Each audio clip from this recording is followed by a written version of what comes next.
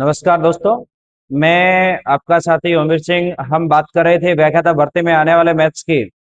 और प्रथम प्रश्न पत्र में लगभग ये सभी टॉपिक कंप्लीट अपन ने अच्छी तरीके से कर लिए हैं।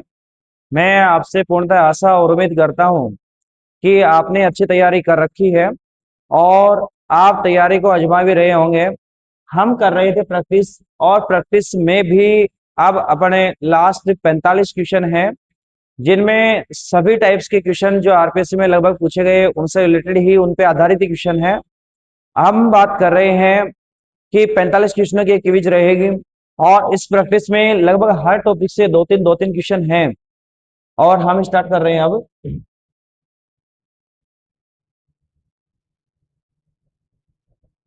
फर्स्ट क्वेश्चन है अपने पास में कि यदि दो गोलों का पृष्ठीय क्षेत्रफलों का अनुपात 4:9 दे रखा। यदि अपने पास दो गोलों का पृष्ठीय क्षेत्रफलों का अनुपात दे रखा है, और पहले वाला गोले का पृष्ठीय क्षेत्रफल का अनुपात हो जाएगा πr1 का स्क्वायर। दूसरे वाला जो है 4πr2 का स्क्वायर बराबर 4/9 दे रखा है। क्वेश्चन में पूछा गया है कि उनके आयतनों का अनुपात ज्ञात करें। बिल्कुल सिंपल सा क्वेश्चन है।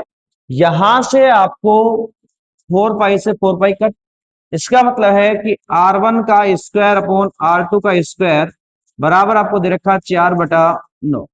4/9 का मतलब है कि इनका स्क्वायर है, तो R1/R2 का मान दे रखा है 2/3। स्क्वायर हटाएंगे तो इन पे रूट लग जाएगा। अब क्वेश्चन में पूछा गया है इनके गोलों का आयतनों का अनुपात। अब गोले के यदि आप आयतन की बात करें तो गोले का आयतन होता है 4 पाई r³ बटे में 3। तो दूसरे वाला हो जाएगा 4 पाई r³, और ये 4 पाई से 4 पाई कैंसिल, 3 से 3 कैंसिल। अब पूछा गया है कि r का क्यूब और अपॉन r का, इसका मतलब R1 का क्यूब बटा R2 का क्यूब। R1 का मान है 2, R2 का मान है 3। 2 का क्यूब करें और 3 का क्यूब करें तो 2 का क्यूब 8, और 3 का क्यूब अपने पास में 27। इसका मतलब अनुपात हो जाएगा 8:27। कितना हो जाएगा? 8:27। अब यहां से आपको क्लियर ऑप्शन दे रखा था 8:27, फर्स्ट ऑप्शन इसका राइट। यहां से हम कर सकते हैं कि यदि अपने पास में गोलों का पृष्ठीय क्षेत्रफल दे रखा है, तो हम यहां से आयतन के लिए सीधा ही आपके पास में, फिर दोनों का सेम है तो जो अलग होगा वो बचेगा। तो इसका मतलब आयतन अपने पास में था 4 पाई r³ अपॉन 3, 4 पाई r³ अपॉन 3। इसका मतलब 4 पाई और 4 पाई और 3 सेम है तो कैंसिल हो जाएगा। अपने पास में केवल त्रिज्याओं का क्यूब का अपने पास में मान पूछा गया था। बिल्कुल सिंपल सा क्वेश्चन था कि इनकी त्रिज्याओं का यदि क्या कर देते, ये तो स्क्वायर था, क्यूब कर देते तो सीधा आंसर अपने पास में 8/27 से 8:27 आ जाता। अब हम बात करें सेकंड क्वेश्चन की। सेकंड क्वेश्चन दिया गया है बैलेंस से रिलेटेड। हम बात कर रहे थे कि यदि लंबवत यदि कोई बेलन है, तो हम बात करें कि बेलन की, अब ये क्वेश्चन बेलन से रिलेटेड है। बेलन में दिया गया है कि एक लंबवर्तीय बेलन की त्रिज्या को यदि दोगुनी कर दी जाए और उसकी ऊंचाई को क्या कर दी जाए, आधी कर दी जाए। अब यहां अपने पास में क्या पूछा गया है? बेलन का वक्र पृष्ठीय क्षेत्रफल। अब बेलन का वक्र पृष्ठीय क्षेत्रफल, पहले बेलन की जो त्रिज्या थी आपके पास में, मान लीजिए कि बेलन का वक्र पृष्ठीय क्षेत्रफल, वक्र पृष्ठीय क्षेत्रफल ये हो जाएगा 2 पाई r। कि सबसे पहले बेलन का वक्र पृष्ठ अपने पास में 2 पाई r है। अब यहां अपने पास में r को क्या कर दिया, दोगुना, h को क्या कर दिया, आधा। अब ये था अपने पास में पहले वाला बेलन। दूसरा बेलन जो है, अब वो बोल रहा है कि इसकी त्रिज्या को तो दोगुना कर दे। r का मान तो कर दिया 2r, h का मान कर दिया h/2। अब वापस बेलन का यदि वक्र पृष्ठ देखें तो जगह 2 पाई, r की जगह 2r और h की जगह h/2। 2 से 2 कट, अपने पास में 2 पाई r h। दोनों का ही क्या आ रहा है, सेम आ रहा है। इसका मतलब कि बेलन की यदि त्रिज्या को दोगुनी कर दी जाए और ऊंचाई को आधी कर दी जाए, तो बेलन का वक्र पृष्ठ सेम रहेगा, जो पहले था वही रहेगा। इसका मतलब पहला क्वेश्चन ऑप्शन दे रखा है इसका, मूल का आधा आधा नहीं होगा, मूल का दोगुना दोगुना भी नहीं होगा, मूल के समान, ये बिल्कुल सही होगा, मूल का 4 गुना नहीं होगा, तो इसका ऑप्शन नंबर सी क्या होगा, राइट होगा। क्वेश्चन में त्रिज्या को यदि दोगुना कर रखा है तो 2 से गुणा कर दिया, ऊंचाई का आधा कर रखा है तो आधा कर दिया, अपने पास में क्या हो जाएगा, मूल का समान हो, जो पहला था वैसे का वैसे। इसका मतलब कि यदि इसकी त्रिज्या को, बेलन की त्रिज्या को क्या कर दी जाए, दोगुनी कर दी जाए, और ऊंचाई को क्या कर दी जाए, आधी कर दी जाए, तो बेलन का वक्र पृष्ठ नहीं बदलता है, बेलन का वक्र पृष्ठ नहीं बदलता है। ऑप्शन नंबर इसका सी राइट हो। नेक्स्ट क्वेश्चन, ये क्वेश्चन बिल्कुल सिंपल सा क्वेश्चन था कि आप इसको डायरेक्ट करने का मैंने कहा था। 3 कुर्सियां हैं और एक अपने पास में, 3 कुर्सियां हैं, एक अपने पास में 3 कुर्सी, एक मेज का रुपए है 900, 5 कुर्सी 3 मेज का मूल्य है 2100 रुपए, तो 4 कुर्सी और एक मेज का मूल्य कितना होगा। अब ये क्वेश्चन सेम 10th में है और आरपीसी के द्वारा पूछा गया क्वेश्चन। कुर्सी की संख्या को मान लेते हैं x, तो 3 कुर्सी हो जाएगी 3x, और एक मेज है तो 1y, बराबर टोटल कितने रुपए की है, 900। दूसरी जो कुर्सी दे रखी है उसमें 5 तो कुर्सियां हैं और 3 मेज है, 5 तो कुर्सी हैं और 3 मेज है, इसके रुपए दे रखे हैं अपने को 2100। अब किसी भी एक समीकरण में किसी भी एक चर को बराबर कर ले, तो ये क्वेश्चन 2 चरों वाले के समीकरण से था। अब यहां से यदि हम ये बात करें कि इसको यदि हम 3 बना लें तो ये हो जाएगा 3x प्लस, ऊपर वाले को 3 से गुणा कर दे, 9x प्लस 3y बराबर 2700, इसको सेम रख लेंगे, तो 5x प्लस 3y बराबर 2100। अब ये अपने पास में इसको विलोपन विधि से अपने डायरेक्ट कैंसिल कर सकते हैं, जो प्लस है उसको माइनस, जो माइनस है उसको प्लस, तो ये तो हो गया 4x, ये अपने पास में इसको माइनस किया तो ये अपने पास में कितना हो गया 600, ये कितना हो जाएगा अपने पास में 600।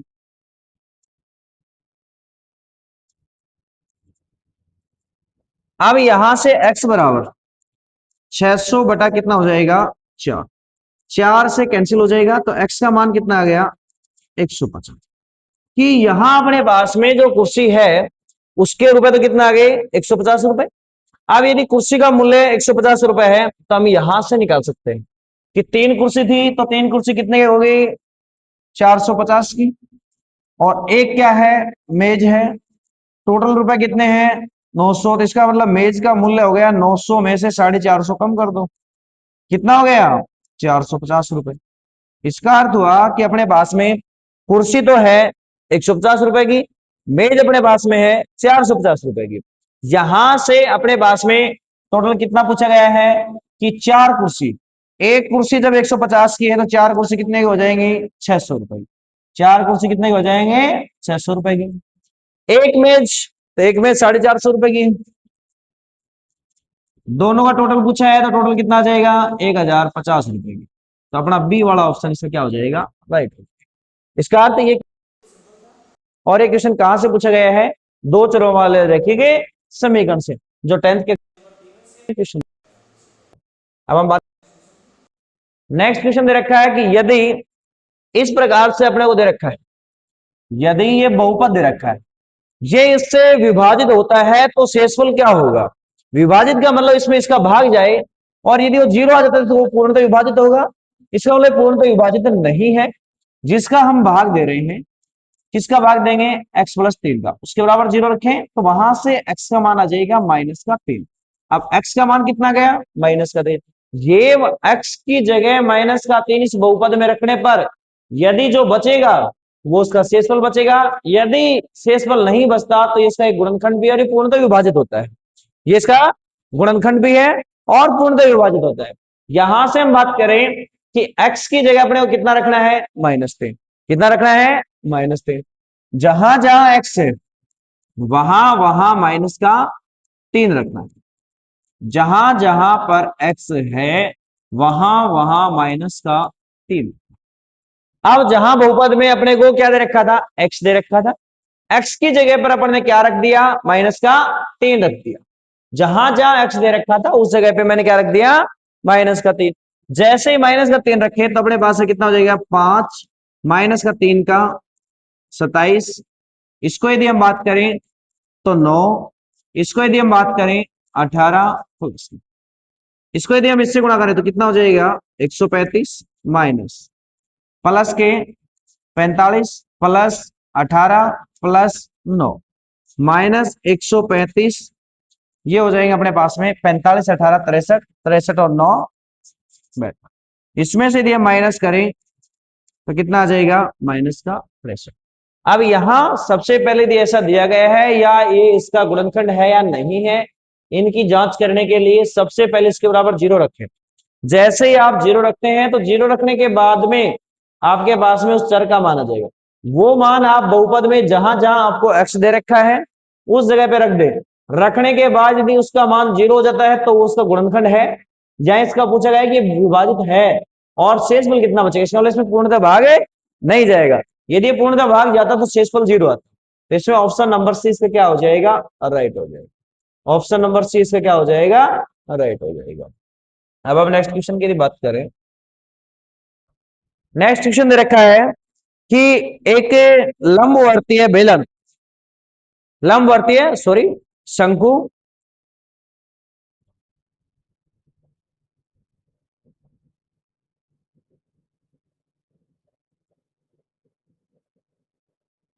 लंबवर्तीय शंकु की त्रिज्या और तिर्यक ऊंचाई का अनुपात, मतलब शंकु की त्रिज्या तो r, शंकु की तिर्यक ऊंचाई l, कितना दे रखा है 4/7 अनुपात दे रखा है। यदि इसका वक्र पृष्ठ क्षेत्रफल आपको कितना दे रखा है, वक्र पृष्ठ क्षेत्रफल, तो शंकु का वक्र पृष्ठीय क्षेत्रफल 712 वर्ग सेमी है। त्रिज्या का ज्ञात करनी है इसके। यहां से ध्यान दें कि शंकु का वक्र पृष्ठ क्षेत्रफल होता है पाई आर एन, बराबर कितना है 712। यहां से अपने पास में पाई का मान भी 22/7, आर का मान 4, एल का मान 7 रखने पर अपना क्वेश्चन सोल्व हो जाएगा। अब यहां से देखें, अनुपात में था, इसको x मान लो, इसको x मान लो। इसका मतलब r का मान तो कितना हो गया 4x, l का मान कितना हो गया 7x। 22/7, r का मान 4x, l का मान 7x बराबर 712। यहां से देखें कि अपने को शंकु का वक्र पृष्ठ क्षेत्रफल याद होना चाहिए। शंकु का वक्र पृष्ठ क्षेत्रफल अपने पास में कितना है, जो अपने को क्वेश्चन में दे रखा था। इनका अनुपात दे रखा है, तो अनुपात वालों को यदि आप सीधा बनाना चाहो तो इनको x मान ले या a मान ले, b मान ले, कुछ भी मान सकते हैं। अनुपात को यदि आप कोई राशि बनाना चाहें तो उसके साथ में कोई भी चर संख्या गुणांक में कर दे। 7 से 7 क्या हो जाएगा, कैंसिल हो जाएगा। अब यहां से हो गया कि एक्स स्क्वायर बराबर, ये अपने पास में हो गया 22 × 4। ये अपने पास में कैंसिल हो सकता है। 11 से कैंसिल करें तो 11 दूनी 22 और 72 से कट हो जाएगा। अब यदि हम बात करें तो ये आ गया 9। अब यहां क्या पूछा गया है कि यहां अपने पास में r का मान पूछा गया है, तो अपने पास एक्स स्क्वायर बराबर 9 है तो x बराबर √9, x का मान कितना आ गया 3। अब यहां से देखिए त्रिज्या, तो त्रिज्या कितनी हो जाएगी 4 × 3 कितनी आ गई 12 सेमी। तो इसमें कौन सा ऑप्शन है, option number D, option number D. सबसे पहले क्वेश्चन में ध्यान दें, जो अनुपात दे रखा है उनको किसी भी चर राशि से गुणा करके आर का मान और एल का मान दे रखा है। फिर क्वेश्चन में पूछा गया है कि इसका वक्र पृष्ठ क्षेत्रफल, तो वक्र पृष्ठ क्षेत्रफल आपके पास में 792 दे रखा था। वक्र पृष्ठ का आपको पास में फॉर्मूला था पाई आर एल, और पाई का मान था, यहां देखें 22/7 क्वेश्चन में ये दिया गया था, बिल्कुल सिंपल था। पाई का मान 22/7 रख दिया। फिर अपने पास में आर का मान, तो आर का मान अपने पास में 4x था। फिर एल का मान तो 7x था। ये रखने के बाद में यहां से देखो 7 से 7 कट हो गया। फिर 22 इधर गुणा में इधर आएगा तो भाग में हो जाएगा, 4 इधर गुणा में इधर आएगा तो भाग में हो जाएगा। ये से कैंसिल किया तो कितनी बार जाएगा इसमें, 9 बार। जैसे एक्स स्क्वायर का मान 9 तो एक्स का मान कितना हो जाएगा, 3। जब एक्स का मान यहां से 3 हो गया तो एक्स का मान यदि यहां रख दें तो इसका आर का मान तो हो गया 12। यदि एल का मान पूछता तो हो जाता 21। ये अपना ऑप्शन नंबर डी राइट होगा। अब हम नेक्स्ट क्वेश्चन की यदि बात करें, नेक्स्ट क्वेश्चन, ये क्वेश्चन है शायद पूछा हुआ क्वेश्चन है, बिल्कुल सिंपल क्वेश्चन पूछा गया था। क्या पूछा गया है कि एक घन के एक फलक का क्षेत्रफल, एक फलक का क्षेत्रफल उसके परिमाप का 1.5 गुना है। तो ध्यान दें, घन का परिमाप का कितना गुना, 1.5 गुना, किसके बराबर है, घन का एक फलक का क्षेत्रफल, एक फलक का क्षेत्रफल 1.5, घन का परिमाप क्या हो जाएगा, 4 गुना भुजा। घन का एक फलक का क्षेत्रफल तो क्या हो जाएगा, भुजा का स्क्वायर। क्या हो जाएगा, भुजा का स्क्वायर।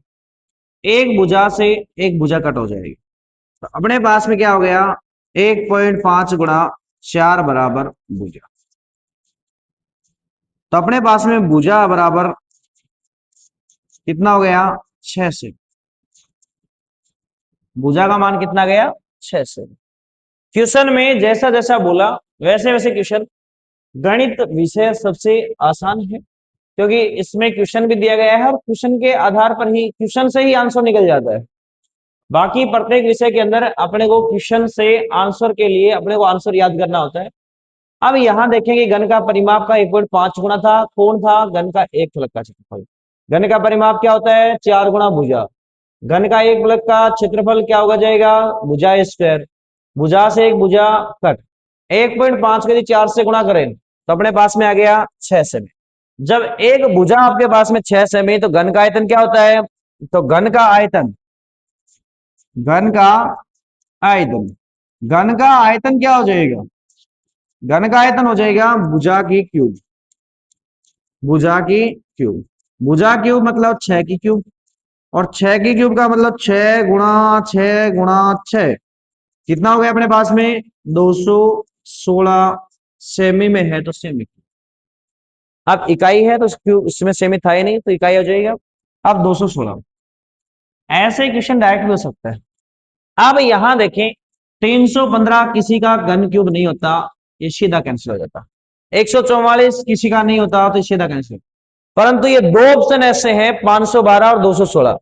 512 8 का है और 216 6 का है।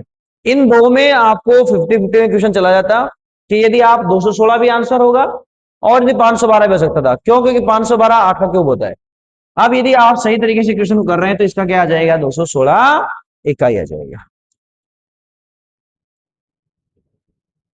नेक्स्ट, एक ठोस धातु के बेलन के आधार का व्यास, एक ठोस धातु के बेलन के आधार का व्यास दे रखा है और बेलन की ऊंचाई दे रखी है।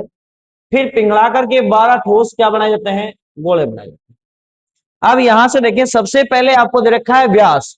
व्यास त्रिज्या का 2 गुना, इसका मतलब त्रिज्या आधी हो जाएगी, त्रिज्या हो जाएगी 1 सेमी। बेलन की ऊंचाई दे रखी है तो बेलन की अपने पास में त्रिज्या दे रखी है 1 सेमी और ऊंचाई दे रखी है 16 से, यही है। फिर यहां से अपने पास में बेलन का क्या बोला गया है कि उसको पिघला करके क्या बनाया जाता है, गोले बनाए जाते हैं। इसका मतलब है कि बेलन को पिघलाएंगे तो बेलन का आयतन आएगा। क्या आएगा, बेलन का आयतन किसके बराबर है, वो 12 ठोस गोलों के पास। तो 12 गोलों का आयतन, तो 12 गोले का आयतन, बेलन का आयतन पाई आर स्क्वायर एच, 12 गुणा गोले का आयतन 4/3 पाई आर क्यूब। पाई का मान देखो दोनों साइड है, पाई से पाई कैंसिल। आर का मान, तो इसमें आर का मान है 1 गुणा 1। एच का मान, तो एच का मान हो जाएगा 16। अब यहां से देखिए 12 × 4/3 गुणा आर का क्यूब। देखो ये इससे कैंसिल हो जाएगा, ये हो जाएगा 4, 4 से 4 16 कैंसिल। इसका मतलब आर क्यूब बराबर आ गया 1। तो आर बराबर कितना हो जाएगा 1। इसका मतलब गोले की त्रिज्या आ गई 1 सेमी। गोले की त्रिज्या कितनी आ गई 1 सेमी। जब गोले की क्या पूछा गया है व्यास, तो व्यास त्रिज्या क्या होता है दुगुना। तो दोगुना में कौन सा ऑप्शन आएगा 2 सेमी। दोगुना में कितना हो जाएगा 2 सेमी। इसका मतलब कि ध्यान रहे कि यदि किसी चीज को पिघला करके दूसरी वस्तु में डाला जा रहा है तो इसका मतलब दोनों का ही आयतन है। दोनों का क्या है आयतन। कि जितना बेलन का आयतन होगा उतना 12 गोले का क्या हो जाएगा आयतन हो जाएगा। तो 12 गुणा गोले का आयतन, तो गोले का आयतन ये पाई से पाई कैंसिल हो जाएगा। आर का मान बेलन की त्रिज्या कितनी थी 1, ऊंचाई कितनी थी 16, इधर 16 से 16 कैंसिल हो जाएगा, आर का मान आ गया 1। अब हम नेक्स्ट क्वेश्चन की यदि बात करें,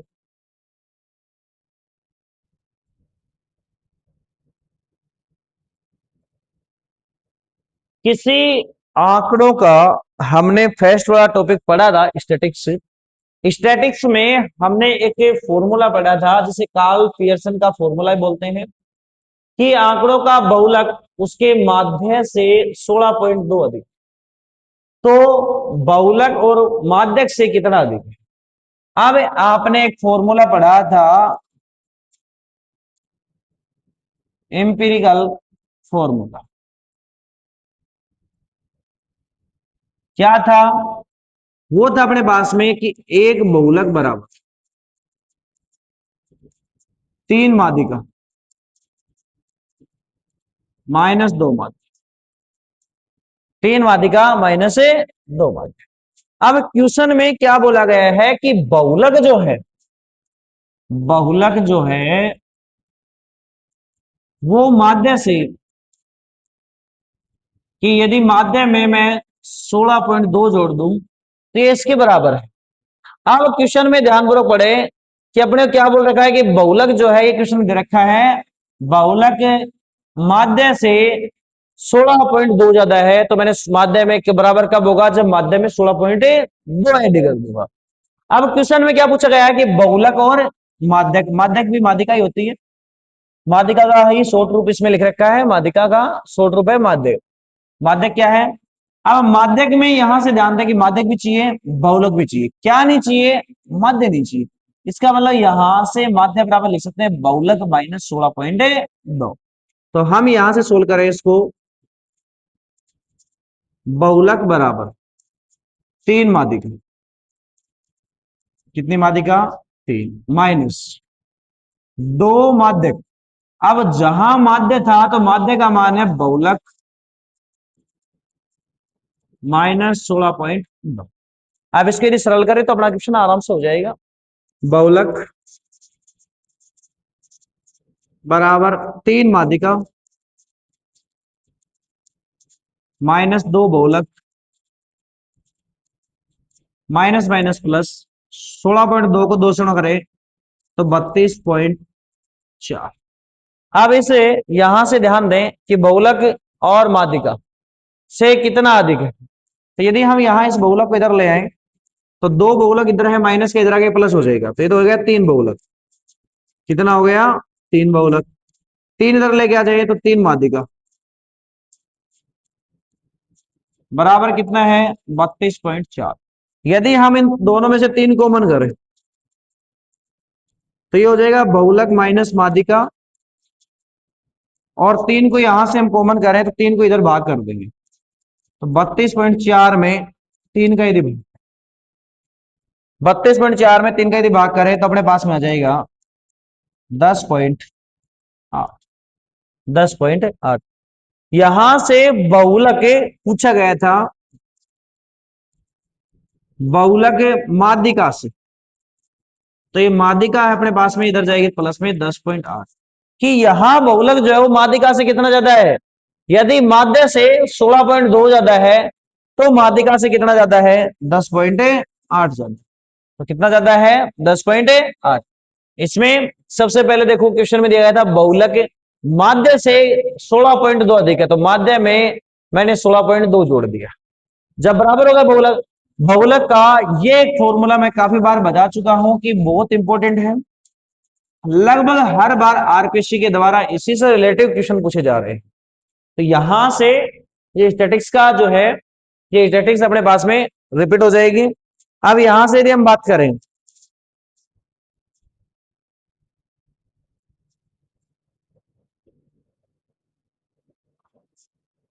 अब यहां से तीन माध्यिका माइनस दो माध्य, तो माध्यिका तीन है, दो बहुलक, बहुलक मैंने क्या बताया कि हमें माध्यिका माध्य चाहिए नहीं, तो माध्य को यहां रख लिया, तो माध्य का मान रख दिया, बहुलक माइनस 16.2। यहां से अपने पास में देखो दो, इसको अंदर गुणा किया तो ये हो गया 32.2, 32.4, इधर तीन ले गया तो तीन को कॉमन करके इसका भाग कर दिया। अपने पास में ऑप्शन नंबर इसका बी राइट है, ऑप्शन नंबर बी राइट। अब हम बात करें नेक्स्ट,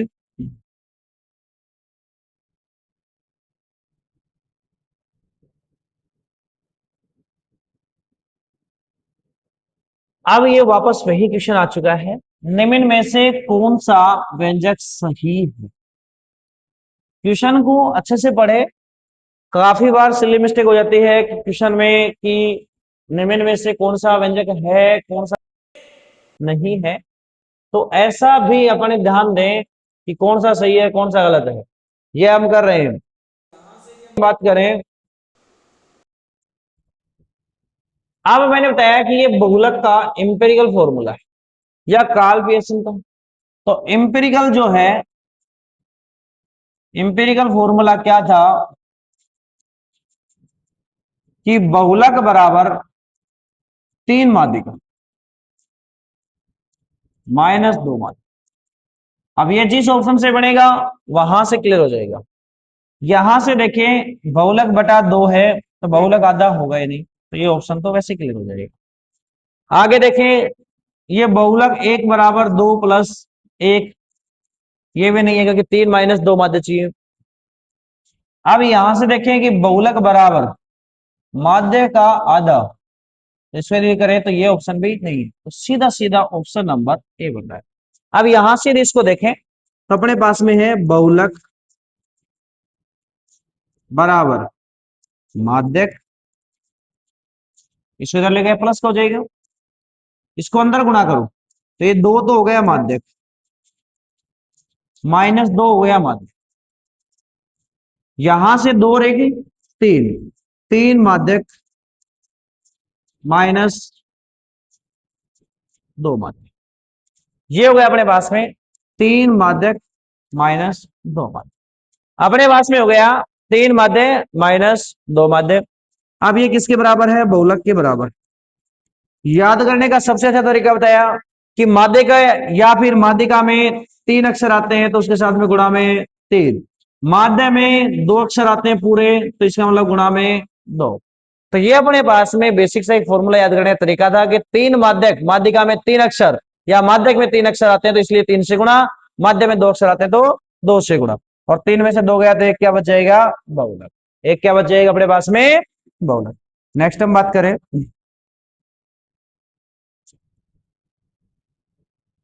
अब जो भी साथी अपने YouTube चैनल पर पहली बार विजिट कर रहे हैं वो एक बार चैनल को सब्सक्राइब जरूर करें और लाइक करें और शेयर करें।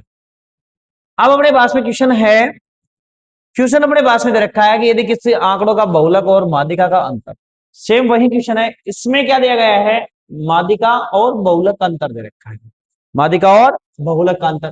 क्वेश्चन में पूछा गया है माध्यक और माध्य, इन दोनों का अंतर, इसका मतलब है क्वेश्चन में यह पूछा गया है बहुलक बराबर क्या दे रखा है, माध्यिका प्लस 28, या फिर बहुलक माइनस माध्यिका बराबर कितना दे रखा है 28, कि बहुलक और माध्यिका का अंतर आपके पास में कितना है 28 है। क्वेश्चन में आए क्या देखो कि माध्यक और माध्यिका दोनों चाहिए, बहुलक हमें नहीं चाहिए, तो बहुलक के बराबर अपने पास में क्या था, बहुलक बराबर होता तीन माध्यिका, बहुलक बराबर है तीन माध्यिका माइनस दो माध्यिका, माइनस दो माध्यिका, बहुलक का मान, तो बहुलक है माध्यिका प्लस 28, 3 माध्यिका -2 माध्यिका। अब यहां से यदि हम चाहें तो इधर माध्यिका को ले आए तो अपने पास में हो जाएगा 3 में से 1 गया तो अपने पास में 2 माध्यिका और 2 ही क्या बचेंगे, देखो इधर 2 ही क्या है, माध्य, तो 2 को मैंने कॉमन कर लिया तो ये हो गया माध्य। यहां से अपने पास में कितना है 28, कितना है 28। क्या पूछा गया है कि माध्यिका माइनस माध्य बराबर 28 बटा कितना हो जाएगा। तो माध्य और माध्यिका बिल्कुल सिंपल था, क्वेश्चन में माध्यिका और माध्य पूछा गया है तो यहां से अपने पास में ध्यान रहे कि बहुलक बराबर क्या दे रखा है, माध्यिका प्लस 28 या फिर बहुलक माइनस माध्यिका बराबर 28। तो ये दोनों में से बहुलक का मान निकाल लेंगे। ये इस फॉर्मूला में रखने पर अपने पास में ऑप्शन नंबर यहां से जो था ये था अपने पास में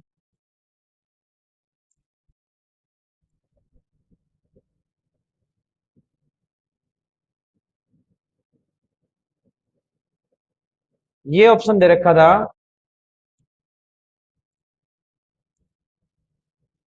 14, ये ऑप्शन दे रखा था 14। तो यहां से ऑप्शन नंबर इसका C right, option number C right. तो ऐसे क्वेश्चन के लिए इसका मतलब कि ये फॉर्मूला काफी बार रिपीट हो चुका है तो ये काफी इंपॉर्टेंट है। आप बार बार इस फॉर्मूले को याद करें, जहां भी इससे रिलेटेड क्वेश्चन है लगभग ऐसे जो जितने भी संभावना है कि इस प्रकार के क्वेश्चन आने की वो लगभग सभी क्वेश्चन मैं करवा रहा हूं। आप एक बार परीक्षा में बैठने से पहले अपनी जो क्लास है जिसके जितने प्रैक्टिस क्वेश्चन है, प्रत्येक क्लास के प्रैक्टिस क्वेश्चन भी हैं और लास्ट ये अपने पास में 45 क्वेश्चन की जो क्विज है इसको जरूर पढ़ के जाएं। अब यहां से देखें कि अपने पास में क्वेश्चन में क्या दे रखा है कि दो बेलनों की त्रिज्याओं का अनुपात दे रखा है। फर्स्ट बेलन की त्रिज्या R1, दूसरे बेलन की को मान लेते हैं R, ये 3/4। ऊंचाइयों का अनुपात, तो इनकी ऊंचाई है H1/H2, ये दे रखा है 8/5। क्या पूछा गया है, इनके आयतनों का अनुपात। बेलन का आयतन क्या होता है pi R square H, pi R square H. पहला था H1 और दूसरा है सो H2 और त्रिज्या R, पाई से पाई कैंसिल। R का मान अपने पास में कितना दे रखा है 3 का स्क्वायर गुणा H1 का मान कितना है 8, इसमें कितना दे रखा है 4 का स्क्वायर गुणा 5। सरल करें इसको तो अपने पास में 3 का स्क्वायर 9 और 8, 4 का स्क्वायर 16 गुणा 5। यहां से इसको कैंसिल करें तो ये हो गया 2, ये हो गया 9/10। अनुपात में आए तो अनुपात हो जाएगा 9/10। अब ऐसा ऑप्शन कौन सा है तो वो अपने पास में देखें, तो ऐसा ऑप्शन नंबर अपने पास में क्या दे रखा था बी। ये क्वेश्चन, ऐसे क्वेश्चन बहुत इजी है, दिखने में आपको डिफिकल्ट लग रहे होंगे कि यदि बेलनों की त्रिज्याओं का अनुपात अपने पास में 3/4 तो R1/R2 का मान दे रखा था और यदि ऊंचाई की यदि हम बात करें तो H1/H2 का मान आपको दे रखा था। यहां से हम यदि नेक्स्ट बात करें नेक्स्ट क्वेश्चन की, अब नेक्स्ट क्वेश्चन भी सेम पूछा गया है। नेक्स्ट क्वेश्चन में सेम पूछ रखा है कि शंकु की ऊंचाई और ऊंचाइयों का अनुपात दे रखा है 7/5 और उनके व्यास का अनुपात दे रखा है कितना 10/21। कितना दे रखा है 10/21।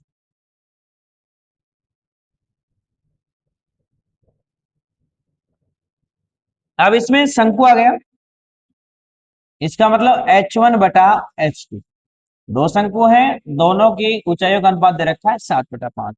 फिर क्वेश्चन में दिया गया है व्यास, व्यास हमेशा त्रिज्या का आधा, सॉरी व्यास हमेशा त्रिज्या का दोगुना और त्रिज्या हमेशा व्यास की आधी होती है 10/21। तो ये 2 से 2 कैंसिल, इसका मतलब R1/R2। R1 का मान है 10 और R2 का मान है 21। H1 का मान है 7, H2 का मान है 5। ऐसे क्वेश्चनों में शंकु का आयतन, तो शंकु का आयतन होता है पाई आर स्क्वायर एच, अनुपात पूछा है तो पाई आर स्क्वायर एच। ये पहला शंकु है तो H1, ये दूसरा है तो H2, अनुपात में ये शंकु का होता है आयतन। ये हो जाएगा क्लियर। अब यहां से R1 का मान, तो R1 का मान कितना है, तो R1 का मान है 7, सॉरी R1 का मान है 10, H1 का मान है 7। ये हो जाएगा 10 का स्क्वायर। इधर देखें तो R2 का मान है 21 गुणा 21, H2 का मान है 5। तो यहां से यदि हम सोल्व करें 10 गुणा 7, 21 गुणा देखो 7 से कैंसिल हो जाएगा, ये आ गया 3। ये अपने पास में 5 से कैंसिल हो जाएगा,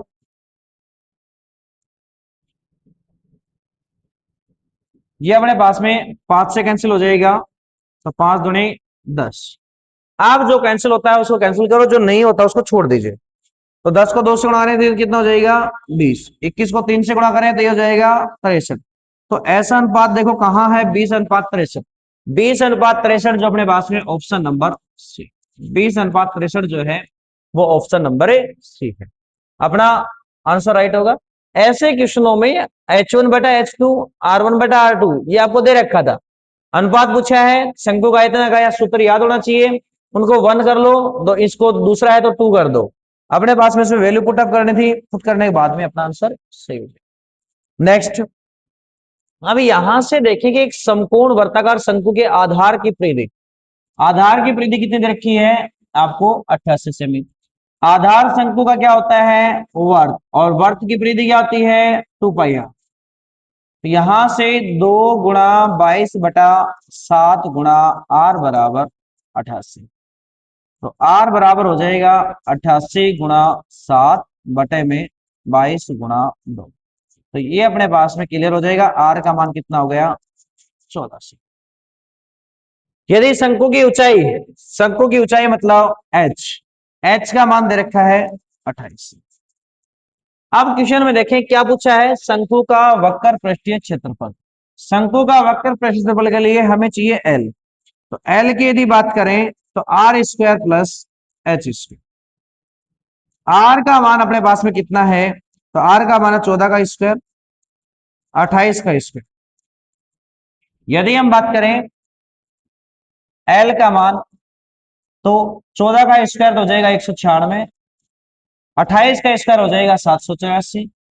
यदि इसको ऐड करें तो अपने पास में 0, 980, 980 जो है ये एल का मान हो जाएगा 196 गुणा 5। अपने पास हो गया 14√5। किसका मान एल का, किसका मान हो गया एल का। यदि हम बात करें शंकु का वक्र पृष्ठीय क्षेत्रफल, तो ये अपने पास में CSA, ये हो जाएगा πr/l। पाई का मान 22/7, आर का मान, तो आर का मान कितना आया था 14, गुणा अपने पास में 14√5। ये इससे कैंसिल 2, 22 को 2 से गुणा करें 44, और 44 को 14 से गुणा करें तो अपने पास में 616 और रूट में 5। ऑप्शन नंबर बी राइट हो, 616√5 सेमी। तो केवल इसमें 2 ऑप्शन थे वैसे रूट 5 के, तो या तो ये होगा या ये होगा। अब गुणा किया है तो अपने पास में कितना आ गया, ये हो जाएगा अपने पास में 616√5 सेमी क्यूब। अब हम यदि नेक्स्ट क्वेश्चन की बात करें,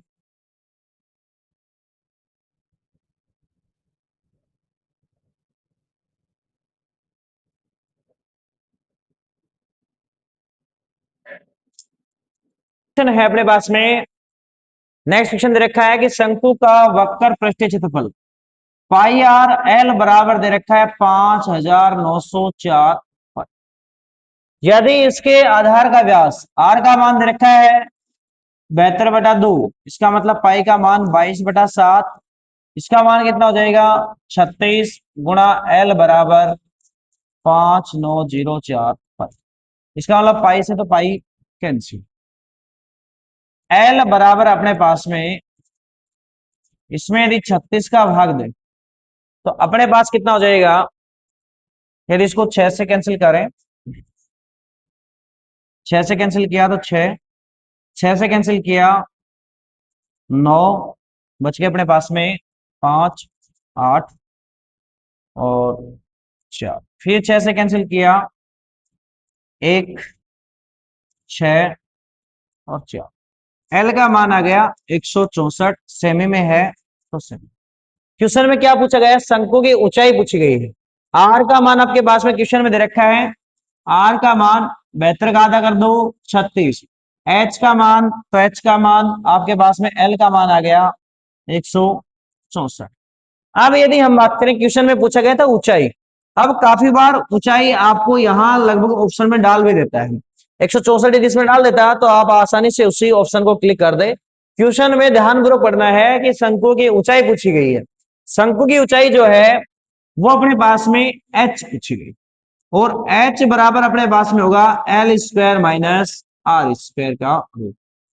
एच बराबर एल का मान कितना है? तो एल का मान आपके पास में है 164 माइनस आर का मतलब 36 का स्क्वायर। 164 का स्क्वायर जो होगा 26,896, 36 का स्क्वायर हो जाएगा अपने पास में 1296। कितना हो जाएगा? 1296। 36 का स्क्वायर 1296, इसको यदि माइनस करें तो ये अपने पास में हो जाएगा 25,600। एच और इसके ऊपर रूट था, जैसे इसका रूट था इसका बोले कितने का वर्ग होता है, तो ये अपने पास में कितने का होता है? 160 का। अब यहां से देखेंगे एच का मान अब 160 आया है। ये एक फॉर्मूला था कि शंकु की तिर्यक ऊंचाई निकालने के लिए, तो मैंने बताया था कि एल स्क्वायर बराबर होता है H square plus R square. शंकु की तिर्यक ऊंचाई होती है अपने पास में ऊंचाई का स्क्वायर प्लस त्रिज्या का स्क्वायर, अपने पास में आती है शंकु की तिर्यक ऊंचाई का स्क्वायर। यहां से यदि हम बात करें तो क्वेश्चन में अपने पास में एच शंकु की ऊंचाई का मान आया है 160, ये अपना बी ऑप्शन राइट। बिल्कुल बेसिक तरीके से हम मैथ पढ़ रहे हैं जो कि 10th लेवल की मैथ है। अब हम यदि बात करें नेक्स्ट क्वेश्चन की, नेक्स्ट क्वेश्चन ये दे रखा है। क्वेश्चन में अपने पास में एक शंकु का तंबू का आयतन दे रखा है 1232 सेमी क्यूब। इनके आधार, इसका मतलब आधार क्या होता है? बेलन होता है, सॉरी वर्त होता है, और वर्त का क्षेत्र से हमारे पास में माना जाएगा आर का, तो आर का माना जाएगा तो 22/7 गुणा आर स्क्वायर बराबर 154। तो आर स्क्वायर बराबर हो जाएगा 154 गुणा 7/22। तो अपने पास में आर का मान आ गया 7 सेमी। क्वेश्चन में क्या पूछा गया है? कैनवास की लंबाई ज्ञात करें। इसका मतलब क्वेश्चन के अंदर आपको वक्र पृष्ठीय क्षेत्रफल पूछा गया है। क्या पूछा गया है? वक्र पृष्ठीय क्षेत्रफल। इसका मतलब शंकु का आयतन आपको दे रखा है। शंकु का आयतन कितना दे रखा है? 1232। शंकु का आयतन बेलन का आयतन का 1/3 बराबर 12 अब यहां से देखें कि अपने पास में आर का मान 7 दे रखा है, एच का मान यहां से हो जाएगा तो 22/7 गुणा 7 गुणा 7 गुणा एच, और बटे में 3 था तो इधर मैं कर देता हूं 12 32 गुणा 3। यहां से यदि हम इसको सोल्व करें, एक साथ से एक साथ कट, तो एच बराबर हो जाएगा 12 32 गुणा 3/22 गुणा 7। ये इससे यदि कैंसिल करें तो एच का मान अपने पास में आ जाएगा 11 और 6, ये अपने पास में 1 और 6। यदि हम इसको करें तो ये हो जाएगा 5 और 6, यदि इसको यदि हम करें 8, तो एच का मान आ जाएगा 24। क्वेश्चन में ध्यानपूर्वक समझें कि एच का मान अपने पास में 24 है, आर का मान 7 है, कैनवास की लंबाई तो हमें एल चाहिए। ये ट्रिपलेट यदि याद करें तो 24 और 7 यदि ट्रिपलेट याद करें तो 25 हो जाता है।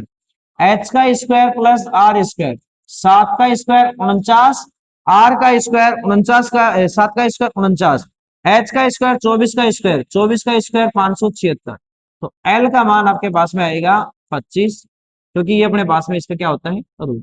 ये हो जाएगा 625। 625 किसका होता है? तो 625 किसका होता है? 25 का। अब क्वेश्चन में आपको क्या पूछा गया है वो देखें। क्वेश्चन में पूछा गया है पाई आर, पाई का मान 22/7, आर का मान 7, एल का मान 25। 7 से 7 कट, 25 को 22 से गुणा करें तो कितना आएगा? 550। ऐसा ऑप्शन केवल एक ही है जो सेमी में भी दे रखा है, तो ये ऑप्शन नंबर ए इसका क्या हो जाएगा? राइट हो जाएगा। ऑप्शन नंबर ए इसका क्या हो जाएगा? राइट हो जाएगा। अब यदि हम बात करें नेक्स्ट क्वेश्चन की, नेक्स्ट क्वेश्चन दे रखा है एक घनाभ की लंबाई, चौड़ाई और ऊंचाई, यदि इन तीनों का ध्यानपूर्वक समझे योग दे रखा हो, तो इसके लिए मैंने एक ट्रिक बताई थी आपको कि आप इस ट्रिक को क्या करें, यदि लंबाई, चौड़ाई और ऊंचाई इनका योग दे रखा तो इसका वर्ग करें और उसमें से विकर्ण का वर्ग करके घटा दे, तो अपने पास में क्या आ जाता है? घनाभ का कुल पृष्ठीय क्षेत्रफल। क्या बताया था कि यदि इन तीनों का योग दे रखा है तो इसका वर्ग करें, तीनों का योग दे रखा है तो इसका वर्ग करें, इसमें से विकर्ण का वर्ग करके घटा दें, तो विकर्ण है 22 का, इसका वर्ग करके घटा दें तो अपने पास में क्या आएगा? ध्यान रहे, घनाभ का कुल पृष्ठीय क्षेत्रफल। घनाभ का कुल पृष्ठीय क्षेत्रफल के लिए यदि घनाभ की लंबाई, चौड़ाई और ऊंचाई का योग दे रखा है और घनाभ का विकर्ण दे रखा है, तो घनाभ की लंबाई, चौड़ाई, ऊंचाई के योग का वर्ग करके उसमें से घनाभ का विकर्ण का वर्ग करके घटा दें, तो अपने पास में क्या बचता है? घनाभ का कुल पृष्ठीय क्षेत्रफल। अब यहां से यदि 38 का अपन करें तो ये अपने पास में हो जाएगा 1444। 22 का यदि वर्ग करें तो 484, इसमें से यदि माइनस करें तो अपने पास में 960। बिल्कुल सिंपल था। यदि आप डायरेक्ट करेंगे तो समय की बचत होगी, वरना आपके पास में इस क्वेश्चन को आप मेथड से करें तो इन तीनों का क्या दे रखा है? योग दे रखा है।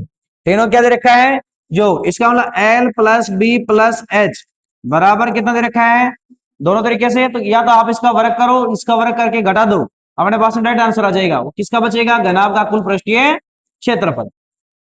इसका यदि वर्ग करें, क्या करें? वर्ग करें। क्वेश्चन में क्या दे रखा है? घनाभ का विकर्ण L square plus B square plus H square, ये कितना दे रखा है? 484, क्योंकि इसका भी वर्ग हो जाएगा। अब यहां से यदि हम मान देखें L square plus B square plus H square, ये सारा समीकरण ओपन करें तो दो कोष्टक L B plus B H plus H L बराबर 38 का स्क्वायर, तो 38 का स्क्वायर 1444। यहां से इसका मान अपने पास में यदि सूत्र से भी देखें तो इसका मान कितना? 484। 484 को इधर भेजें तो माइनस ही होगा, तो इसलिए आप डायरेक्ट इस ट्रिक को याद करें कि इनका लंबाई, चौड़ाई और ऊंचाई का यदि वर्ग दे रखा है तो इनका सीधा योग दे रखा है तो इनका वर्ग करो, वर्ग करने के बाद में आप विकर्ण का वर्ग करके इसमें से माइनस कर दोगे तो घनाभ का क्या बचेगा? कुल पृष्ठीय क्षेत्रफल।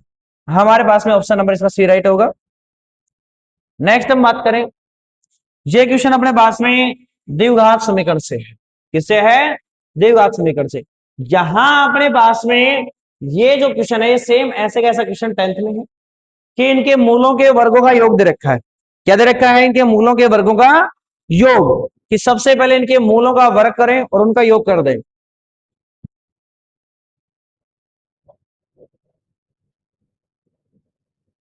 हाँ,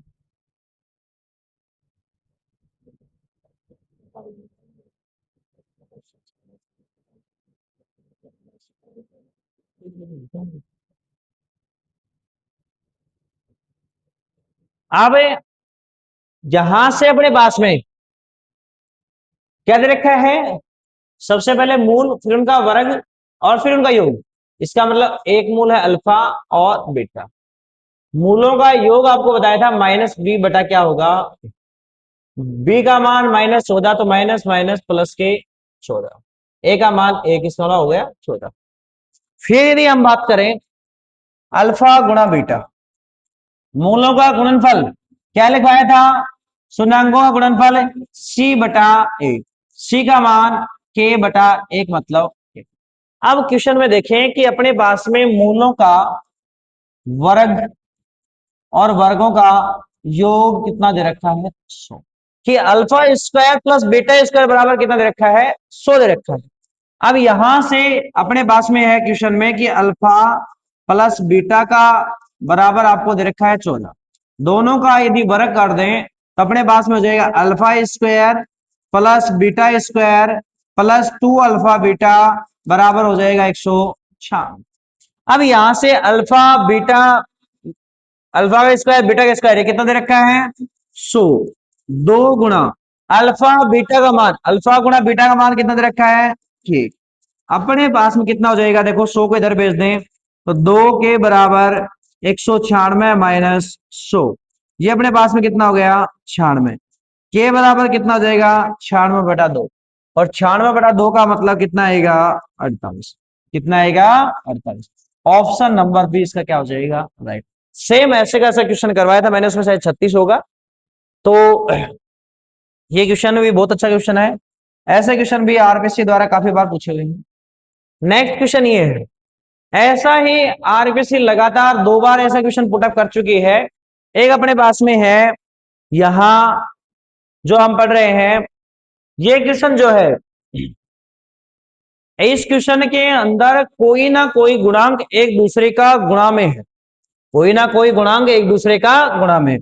क्वेश्चन में इसके तीनों के बराबर मान 2x 2 की पावर x 3 की पावर y 6 की पावर -z, इनके बराबर कोई भी राशि मान लेते हैं। क्या मान लिया ठीक। ऐसा क्वेश्चन भी मैंने प्रैक्टिस में करवा रखा है। अब यहां से देखें 2 बराबर यदि 2x बराबर k है तो 2 बराबर हो जाएगा k की पावर 1/x। फिर यदि हम बात करें इसी प्रकार से 3 की पावर y बराबर क्या है k, तो 3 बराबर k की पावर कितनी हो जाएगी 1/y। अब क्वेश्चन को ध्यानपूर्वक पढ़ें कि 6 की पावर -z दे रखी है। कितनी दे रखी है 6 की पावर -z। 6 की पावर -z बराबर क्या है k, इसके बराबर भी k है। यहां से यदि हम देखें तो 6 की पावर जो k है यहां देखें तो k बराबर कितना हो जाएगा -1/z। अब यहां से देखिए 6 को हम क्या लिख सकते हैं 2 गुणा 3। 6 को हम क्या लिख सकते हैं 2 गुणा 3। 2 गुणा 3 बराबर k की पावर -1/z। 2 का मान कितना है k की पावर 1/x। 3 का मान कितना है k की पावर 1/y। इसका मतलब ये अपने पास में हो जाएगा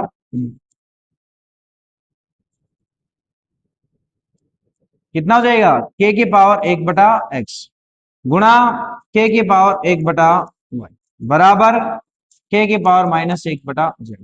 अब यहां से देखें यदि हम तो देखो यदि किसी संख्या का आधार सेम हो तो उनकी घातें जुड़ जाती है।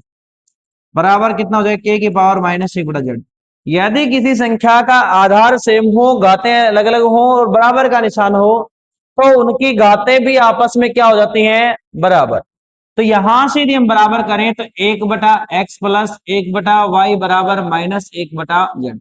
ये जेड को इधर लेके आए तो 1/x plus 1/y plus 1/z बराबर क्या हो गया 0। तो यहां से ऑप्शन नंबर जो है अपने पास में वो क्या हो जाएगा ए रहेगा। ऑप्शन नंबर ए क्या हो जाएगा राइट होगा। अब ऐसा क्वेश्चन भी सेम करवाया हुआ क्वेश्चन है जिसमें शायद x गुणा y पूछ रखा था। Next question, next question same इसी प्रकार का है वापस। इसमें क्या पूछ लिया कि आप x और y के पदों में होना चाहिए z नहीं होना चाहिए, मतलब z का मान पूछा गया है। यहां से ये सेम क्वेश्चन रिपीट है, सेम क्वेश्चन है रिपीट है। अब सेम यदि क्वेश्चन रिपीट है तो 2 की पावर x बराबर 7 की पावर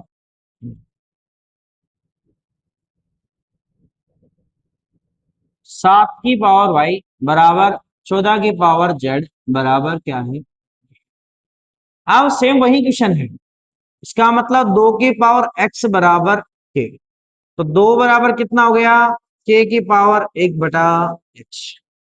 इसी प्रकार से 7 की पावर y बराबर क्या है k, सभी के बराबर k माना है तो 7 बराबर क्या हो गया k की पावर 1/y।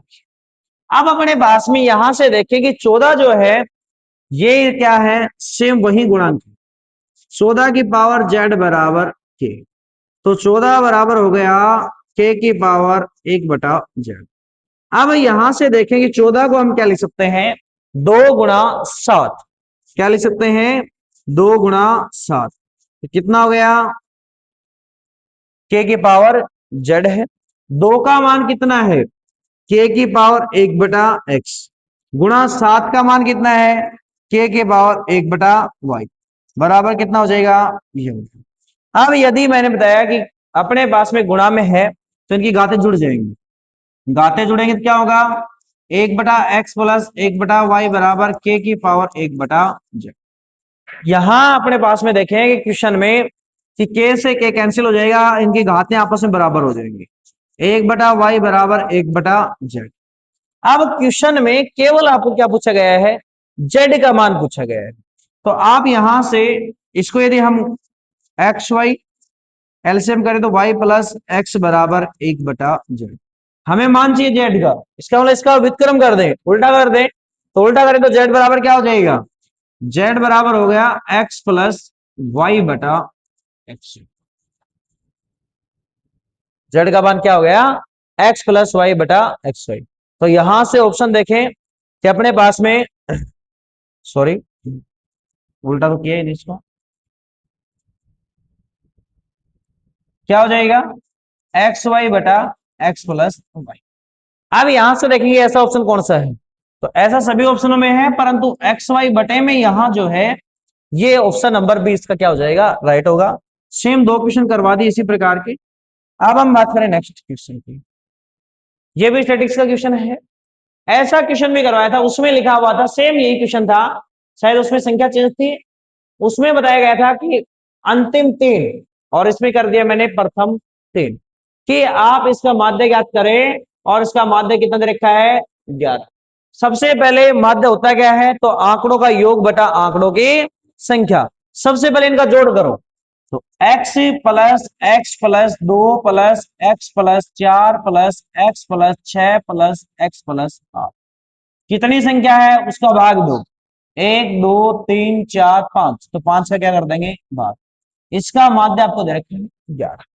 अब यहां से जोड़ें तो 1x 2x 3x 4x 5x, कितने x हो गए 5, 2 और 4 6, 6 6 12, 12 और 8 20, 5 को 11 से यहां इधर भाग में है तो इधर जाएगा गुणा में, तो हो जाएगा 55, 5x बराबर हो गया 55 माइनस 20, x बराबर हो गया 35/5, x का मान आ गया 7।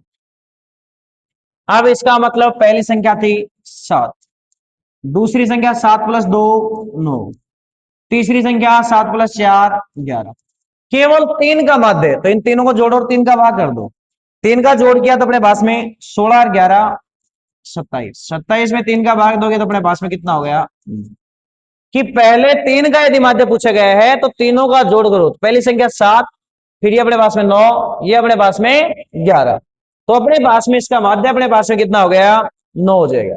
अंतिम 3 का पूछे तो 11, 11 और ये अपने पास में ये संख्या आएगी 11, ये पास में अपने पास में आएगी 7 और 6 13, और ये 7 और 8 15, इन तीनों का जोड़ यदि अंतिम 3 पूछता तो इन तीनों का जोड़ करते, तो 11 13 24, 24 और 15, तो ये आएगा अपने पास में 39, 39 में 3 का भाग देते 13 भी ऑप्शन दे रखा है। तो ध्यान रहे क्वेश्चन को अच्छे से पढ़े कि पहले 3 पूछेंगे, केवल पहले 3, तो पहले 3 स्टार्टिंग वाली सबसे पहले किन पांचों का आपको क्या गुणा करना, 5 को 11 से गुणा किया 55, इनका जोड़ किया तो ये आया 20, इधर गया तो अपने पास में, तो अपने पास में हो गया 35, 35 से 5 का भाग दिया 7, ऑप्शन नंबर इसका क्या राइट था 1। सेम क्वेश्चन ऐसा प्रैक्टिस में करवा रखा है, वहां से भी आप देख सकते हैं, उसमें आपको अंतिम 3 का था, इसमें आपको प्रथम 3 का। नेक्स्ट यदि हम बात करें,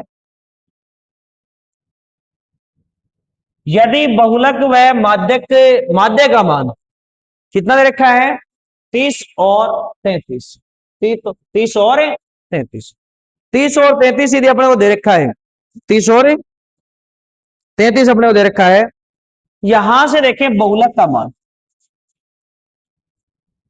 बहुलक का मान कितना दे रखा है 30, माध्य का मान कितना दे रखा है 33, क्वेश्चन में माध्य का पूछे गए, इसका मतलब बहुलक बराबर 3 माध्यिका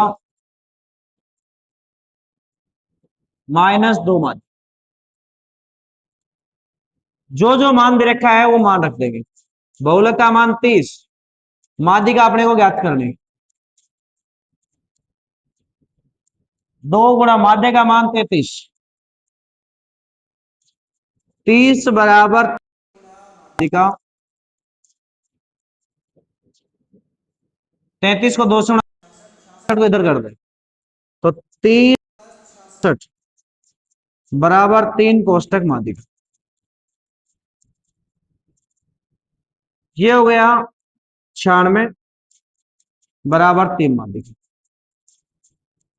हमें चाहिए 3 गुणा में, तो इसका 3 का क्या कर देंगे भाग। भाग किया तो अपने पास में क्या हो जाएगा 32। क्या हो जाएगी 32। ये ऐसे क्वेश्चन सेम आरपीएससी के पैटर्न पे बिल्कुल आधारित क्वेश्चन है और लगभग आरपीएससी यहां से जो क्वेश्चन पूछे गए हैं उन्हीं से रिलेटिव क्वेश्चन करवाए गए हैं, सेम उसी पैटर्न पे। तो इसका ऑप्शन नंबर सी राइट होगा। अब यदि बात करें दो बेलनों के आधार की त्रिज्याएं का अनुपात, इसका मतलब R1 बटा R2 का मान दे रखा है 2/3। उनकी ऊंचाइयों का अनुपात H1 बटा H2 कितना दे रखा है 5/3। किसका पूछा गया है बेलन का आयतनों का अनुपात। तो बेलन का आयतन पाई आर स्क्वायर एच अनुपात पाई आर स्क्वायर एच 1 1 2 2। पाई से पाई कैंसिल। R1 का मान 2, 2 का स्क्वायर। H1 का मान, तो H1 का मान 5, R2 का मान 3 और H2 का मान 3।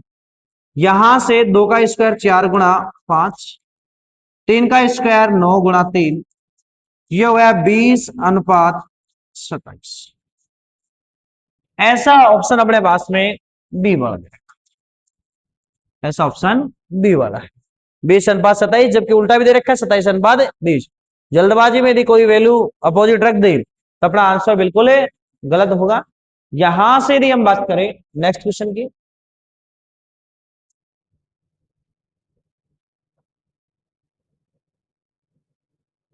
ये क्वेश्चन अपने को दे रखा है धातु से बने हुए एक ठोस शंकु जिसकी ऊंचाई अपने को दे रखी है h का मान दे रखा है 10 सेमी। आधार की त्रिज्या, तो आधार की त्रिज्या दे रखी है 20 सेमी। इसको पिघला करके 4 सेमी व्यास की, इसका मतलब 2 सेमी त्रिज्या की गोलियां कितनी बनाई जाएंगी। शंकु को पिघला करके गोला बनाना है, इसका मतलब शंकु बड़ा है और गोलियां छोटी हैं। पूछा गया है कि कितनी गोलियां होंगी। तो ऐसे क्वेश्चन में ध्यान दें कि n गोलियों की संख्या, गोलियों की संख्या, शंकु का आयतन, शंकु का आयतन। शंकु के आयतन में ध्यान दे कि गोलियां छोटी है तो गोलियों का आयतन का भाग दे, गोली का आयतन।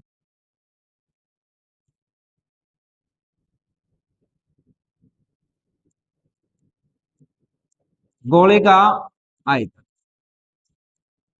अब यहां से शंकु का आयतन, तो पाई आर स्क्वायर एच। गोले का आयतन 4/3 पाई आर क्यूब। परंतु ध्यान दे शंकु है तो पाई आर, बेलन के आयतन में 3 का बाद, 3 से 3 कट, पाई से पाई कट। अब अपने पास में ऊपर तो बच गया आर का स्क्वायर। आर अपने पास में शंकु की त्रिज्या है, शंकु की त्रिज्या 20 गुणा 20। एच का मान, शंकु की ऊंचाई कितनी है 10, यहां से 4 गुणा इसकी त्रिज्या। अब गोले की त्रिज्या अपने पास में कितनी, व्यास का आधा अपने पास में त्रिज्या होगी, 2 गुणा 2 गुणा 2। अब यहां से देखें, यदि अपने पास में 4 से 100 कैंसिल करें तो ये तो हो गया 5, 4 से 100 कैंसिल करें तो ये हो गया 5, यदि ये इसको कैंसिल करें तो 5 कितना हो गया, 5 को 5 से गुणा किया 25, और 25 को यदि 5 से गुणा करें तो अपने पास में कितना हो जाएगा, अपने पास ये हो जाएगा 125। अब यहां से गोलियों की संख्या पूछी गई। अब जिस शंकु की ऊंचाई, तो ऊंचाई अपने पास में 10 थी तो मैंने 10 रख दिया, आधार की त्रिज्या 20 थी तो 20 रख दिया 2 बार। फिर अपने पास में गोली का आयतन, तो आर का क्यूब, तो आर का क्यूब कर दिया 4/3। अब यहां से अपने पास में गोलियों की संख्या आ गई अपने पास में 125। ध्यान रहे यदि किसी भी वस्तु को पिघला करके और दूसरी वस्तु में डाला जाता है, तो जो वस्तु पिघल रही है पहले उसका आयतन ज्यादा है बजाय दूसरी जो वस्तु है उसके आयतन से। अब यहां पर को गोले की संख्या पूछी गई थी, इसका मतलब है कि हम लोग क्या करेंगे कि गोली का आयतन का भाग शंकु के आयतन में देंगे, देने के बाद में गोले की संख्या आ जाएगी। ये था अपने पास में क्वेश्चन। अब हम यदि बात करें नेक्स्ट क्वेश्चन की, नेक्स्ट क्वेश्चन सेम इसी प्रकार का क्वेश्चन है। एक गोला और एक घन, एक तो क्या दे रखा है गोला और एक दे रखा है घन, का पृष्ठीय क्षेत्रफल बराबर है और गोले का आयतन घन के आयतन का अनुपात क्या होगा। सबसे पहले ध्यान दे कि घन का पृष्ठीय क्षेत्रफल, घन का पृष्ठीय क्षेत्रफल, घन का पृष्ठीय क्षेत्रफल 6 गुणा भुजा स्क्वायर क्या होता है, 6 गुणा भुजा स्क्वायर।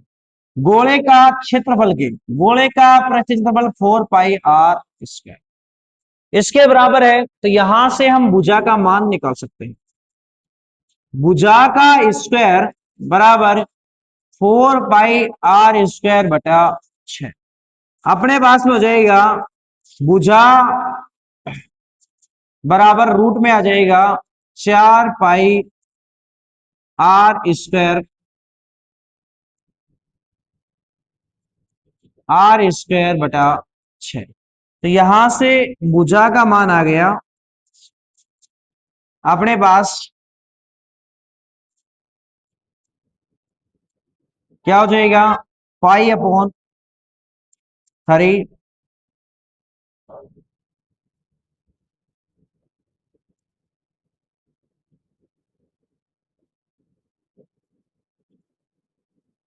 ये क्या हो जाएगा अपने पास में 2r√पाई/6। ये अपने पास में आ गया कि ये था अपने पास किसका मान, भुजा का मान आ गया। क्वेश्चन में पूछा गया गोले का आयतन तथा घन के आयतन का अनुपात। गोले का आयतन क्या होता है 4/3 पाई r³ अनुपात किसका, घन का आयतन। घन का आयतन क्या होता है भुजा की क्यूब, भुजा की क्यूब। इसका मतलब भुजा को 3 बार गुणा करना है यहां। 4/3 पाई r³ अनुपात। यहां यदि r हम बड़ा ले रहे थे, इसका मतलब इस r को भी क्या करें बड़ा करें। अब यहां से अपने पास में भुजा का मान है 2r√पाई/6 गुणा 2r√पाई/6 गुणा 2r√पाई/6। इसको हम 3 बार लिखेंगे, इसको हम 3 बार लिखेंगे, इसका हमें 3 बार लिखेंगे, यही है। तो यहां से अपने पास में देखें, एक दो से एक दो कैंसिल और ये दो कैंसिल हो गया। अब यहां से देखें r³ भी कैंसिल हो जाएगा, r भी 3 बार है। अब ध्यान दे कि यहां अपने पास में पाई बच गया, बटे में 3 बच गया, इधर बच गया कि रूट में पाई 3 बार है, तो इसका मतलब एक पाई तो बाहर आ जाएगा, एक पाई अंदर बच जाएगा। 6 में है तो वही 6 में होगा, 6 एक बार अंदर बच जाएगा और एक बार 6 बाहर बच जाएगा। इसका मतलब पाई से पाई भी क्या हो जाएगी कैंसिल हो जाएगी। फिर यहां से ध्यान दे 3 से यदि हम कैंसिल करें तो ये 2 हो जाएगा। अब यदि हम बात करें तो इधर अपने पास में बच गया 1, इधर बच गया पाई√2√6, 2√6। यहां से अपने पास में ये हो गया 6√6 था, इधर 2 था, 2 से 2 कैंसिल और एक 2 और था इधर, तो ये 2 से ये 2 भी कैंसिल। अब अपने पास में आ गया √पाई/√6, √पाई/है √6। तो यहां से यदि हम बात करें तो ये हो जाएगा √6 अनुपात √पाई। ये अपने पास में ध्यानपूर्वक समझे कि दोनों साइड में रूट है, रूट हटाएं तो दोनों साइड इसका कर देंगे, तो रूट से रूट कैंसिल, क्या गया 6:5। अपने पास में ऑप्शन नंबर सी है। सबसे पहले इसमें से किसी में भी एक की भुजा निकाल लो या त्रिज्या निकाल लो, त्रिज्या का मान भी लिख सकते हो, भुजा का मान भी लिख सकते हो, दोनों में से किसी एक को सेम बना लो, बनाने के बाद में अपने को अनुपातित ज्ञात करना था इसका। अब हम बात करें नेक्स्ट की। नेक्स्ट पे रखा है एक लंबवर्तीय शंकु की त्रिज्या 30 सेमी और ऊंचाई 45 सेमी, इसे पिघला करके 5 सेमी त्रिज्या वाले गोले बनाए जाते हैं। तो गोलों की संख्या क्या करें, सेम ऐसे क्वेश्चन अभी करवाया है कि शंकु को पिघला करके हमने क्या बनाया है, गोला। इसका मतलब क्या पूछा है, गोलों की संख्या। गोलों की संख्या किसके बराबर होगी, बड़ा है, शंकु को पिघला रहे हैं तो शंकु का आयतन, इसको पिघला करके क्या बनाया जा रहा है, गोला बनाया जा रहा है, तो गोले का आयतन। अब यहां से यदि हम बात करें कि शंकु का आयतन, तो शंकु का आयतन पाई आर स्क्वायर एच बटा 3, गोले का आयतन 4/3 पाई आर क्यूब। तो यहां पाई से पाई कट, 3 से 3 कट। अब शंकु की त्रिज्या दे रखी है 30, ऊंचाई दे रखी है 45। शंकु की त्रिज्या 30, ऊंचाई दे रखी है 45। अब गोले की त्रिज्या दे रखी है 5, तो गोले की त्रिज्या 4 × 5 × 5 × 5। अब जो जिससे कैंसिल हो उसको कैंसिल करो, 5 से कैंसिल करें तो ये हो जाएगा 6, यदि हम फिर 6 से यदि कैंसिल करें तो ये अपने पास में हो जाएगा 2, ये हो गया 3। यदि फिर हम 5 से करें तो ये हो गया अपने पास में 6, फिर हम इसको यदि 2 से कर दें तो ये हो गया 3। अब यदि इस 5 को इस 5 से करें तो ये अपने पास में हो जाएगा 9। अब अपने पास में इसको गुणा करें, 3 3 9, 9 9 81। अपने पास में कितनी आ गई गोलों की संख्या, 81 गोलों की संख्या। तो ध्यान रहे ऐसे क्वेश्चनों में कि आपके पास यदि गोले को पिघला करके यदि शंकु बनाया जा रहा है तो इसका मतलब गोला बड़ा है, यदि शंकु को पिघला करके गोला बनाया जा रहा है इसका मतलब शंकु बड़ा है। जिसकी संख्या पूछी गई है उसका हम भाग करेंगे। तो यहां अपने पास में नेक्स्ट एक लंबवर्तीय, सेम क्वेश्चन है। नेक्स्ट यदि हम बात करें, ये क्वेश्चन देखिए कितना सिंपल क्वेश्चन दिख रहा है दिखने में, जबकि गलत यही करवाने वाला है। अब हम क्या करेंगे, ये आधा पूछ लिया, क्या पूछा है, इसका आधा करें। अब हम क्या करेंगे, इसकी घात को आधा कर देते हैं जल्दबाजी में, कि इसकी घात 2 की घात अपने पास में यदि 40 है तो हम सीधा इसका आधा कर देते हैं कि 2 की घात 40 का आधा हो जाएगा 2 की घात 20।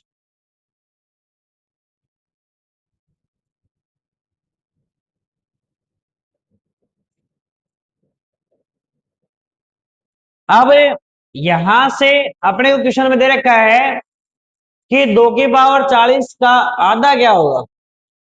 अब हम सीधा ऑप्शन में दिमाग लगाते हैं, 2 की पावर 40 का आधा 2 की पावर 20, जो कि क्या है, गलत। अब यहां से 2 की पावर 25 तो होगा ही नहीं, 19 पे नहीं होगा। अब केवल एक ही ऑप्शन बचा है इसका 39। आधे का मतलब इसमें 2 का भाग, 2 की पावर 40 में 2 का भाग दें।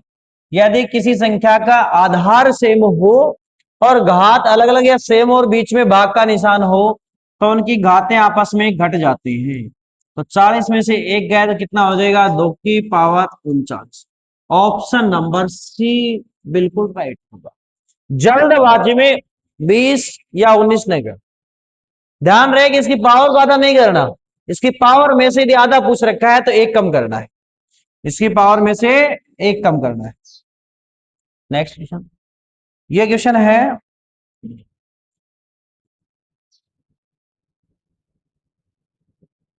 ऐसे और ये अनंत सीरीज है। ऐसा क्वेश्चन भी मैंने घातांक को करने में क्वेश्चन करवाए हैं। क्वेश्चन है x बराबर √6 प्लस √6 और ऐसे अपने पास में चल रहा है। मैंने बताया था कि यदि इनमें सबसे पहले ध्यान दें कि बीच में कोई निशान है क्या, कोई भी साइन दे रखा है, तो सबसे पहले ऐसे क्वेश्चनों के अंदर ये किसी लगातार संख्या के गुणज हैं। लगातार संख्या मतलब कि ये 2 और 3 का लगातार है संख्या, इनका गुणा है।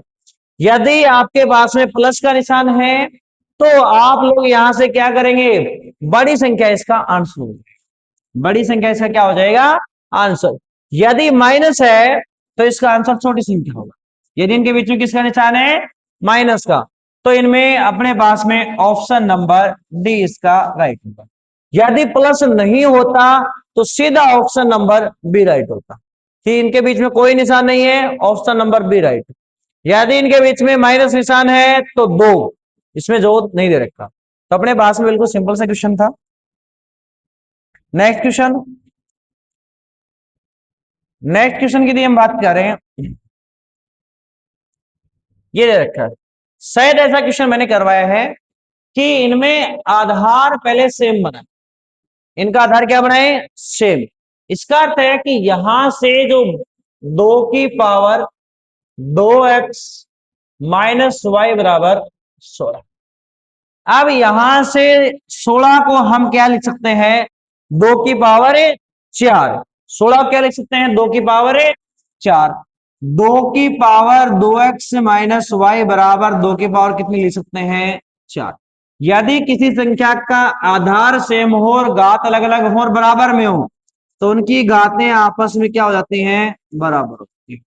यह आ गया समीकरण नंबर 1। इसी प्रकार से दूसरे में यदि हम देखें, 2 की पावर x माइनस वाई बराबर 32, 32 को क्या ले सकते हैं, 2 की पावर x माइनस वाई बराबर 2 की पावर 5। अब दोनों का आधार सेम है तो इनकी घातें आपस में क्या हो जाएंगी, बराबर। यहां से सिंपल हो गया क्वेश्चन। दोनों में y सेम है, निशान बदल दो, दोनों का निशान सेम है तो y कैंसिल। अब 2x में से 1x गया, 1x, 5 में से 4 गया तो 1 पर माइनस का 1, x का मान तो आ गया माइनस का 1। अब y का मान देखें, यहां से अपने पास में y का मान देखो, किसी भी समीकरण में रख दो तो x माइनस वाई बराबर दे रखा था 5, x का मान -1, तो माइनस वाई बराबर 5, तो माइनस वाई बराबर 5 प्लस 1, इसका मतलब y बराबर माइनस का 6, y बराबर माइनस का 6। अब क्वेश्चन में क्या पूछा गया है कि x और y का गुणा, एक को 6 से गुणा करो, 6 माइनस माइनस दोनों माइनस के तो प्लस हो जाएंगे, तो प्लस का 6। ये क्वेश्चन दो, यहां आपके पास में टॉपिक क्लियर होना चाहिए। फर्स्ट टॉपिक अपने पास में है घातांक करनी, दूसरा अपने पास में जो है इसमें क्या है, दो चरों वाले रेखीय समीकरण, दो चरों वाले रेखीय की बात करें। ये क्वेश्चन काफी सिंपल दिखने में है, पर थोड़ा सा इस क्वेश्चन को यदि सरल करें तो यहां से अपने पास में ध्यानपूर्वक देखें कि इस क्वेश्चन के अंदर करनी के अंदर न दे करके फिर करनी और फिर अंदर गुणा में दे रखी है, फिर ब्रैकेट दे रखा है बाहर, दोनों सेम है, एक बार 6 बार, एक बार 3 बार है। इसका मतलब है कि 5 की घात कितनी है, 9। 5 की घात कितनी है, 9। फिर अपने पास में 6 था, 1/6, फिर इसकी भी घात कितनी थी अपने पास में, 1/3, और इनकी घात अपने पास में कितनी थी, 4। तो यहां से यदि ये था तो इसको इसी प्रकार का ये है, तो अपने पास में 5 की घात कितनी दे रखी है, 9, इसकी घात अपने पास में 1/3, इसके बाहर वाले की घात 1/6, और इससे बाहर वाले की घात 4। दोनों को सोल्व करें यदि घात की घात हो और मैंने बताया था कि बीच में ब्रैकेट का निशान हो तो वो घातें आपस में क्या हो जाएंगी, गुणा हो जाएंगी, वो घातें आपस में क्या हो जाएंगी, गुणा। अब यहां से यदि हम बात करें तो 5 की घात 9 गुणा 1/6 गुणा 1/3 गुणा 4, तो यहां से यदि हम बात करें ये हो जाएगा 3, यहां से यदि बात करें 2 तो ये अपने पास में आ गया 2, कि 5 की घात 2, इधर वाला भी 5 की घात 9 गुणा 1/3 गुणा 1/6 गुणा 4, तो ये भी अपने पास में क्लियर करें तो अपने पास में 2 बनेगा। तो 5 की घात 2 गुणा 5 की घात 2, इसका मतलब 5 की घात कितनी हो जाएगी? 4। कौन सा ऑप्शन है ऐसा? केवल एक ही ऑप्शन दे रखा है, यदि आधार सेम हो तो घातें जुड़ जाती हैं। अब ये देखें कि करने के नियम से आता है कि इसकी पावर 1/6 है, ये इसकी पावर 1/3 है, ये 1/3 है, ये 1/6 है। यदि कोष्टक में कोष्टक अपने पास में मिले ऐसा, तो उनकी घातें आपस में क्या कर देनी है? गुणा कर देनी।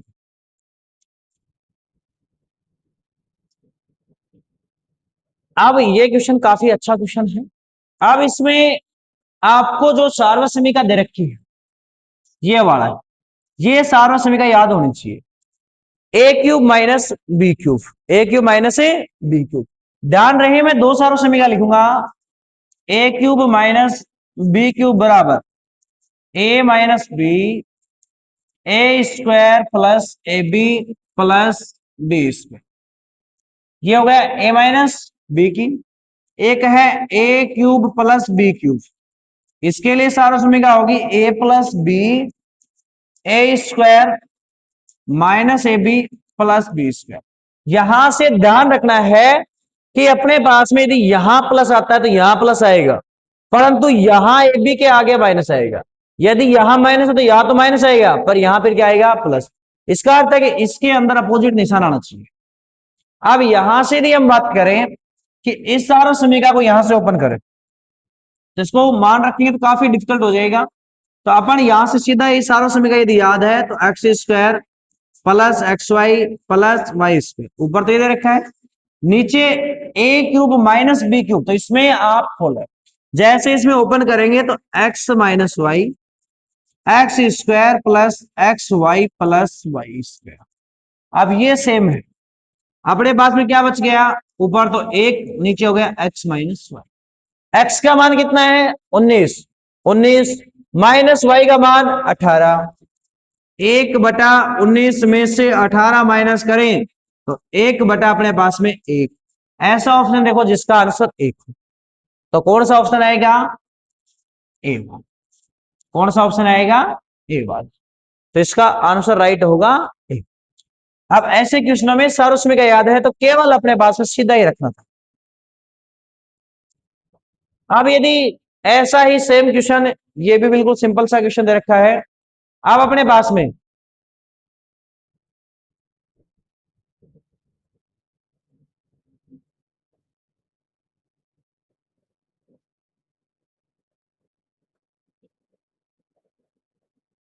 यहां से अपने पास में इस क्वेश्चन में दे रखा है a की पावर x और c की पावर, a की पावर x बराबर c की पावर q, और फिर दे रखा है कौन सा सही है ये पूछा गया है। अब यहां से यदि हम देखें c की पावर y इसके बराबर दे रखा है b, और यहां से अपने पास में दे रखा है c की पावर y a की पावर z बराबर अपने पास में दे रखा है। क्वेश्चन में ये आपको दे रखा है, यहां से आप देखें कि a की पावर x बराबर अपने पास में c की पावर है q। यहां से हम देखें कि a की पावर x, यदि हम यहां से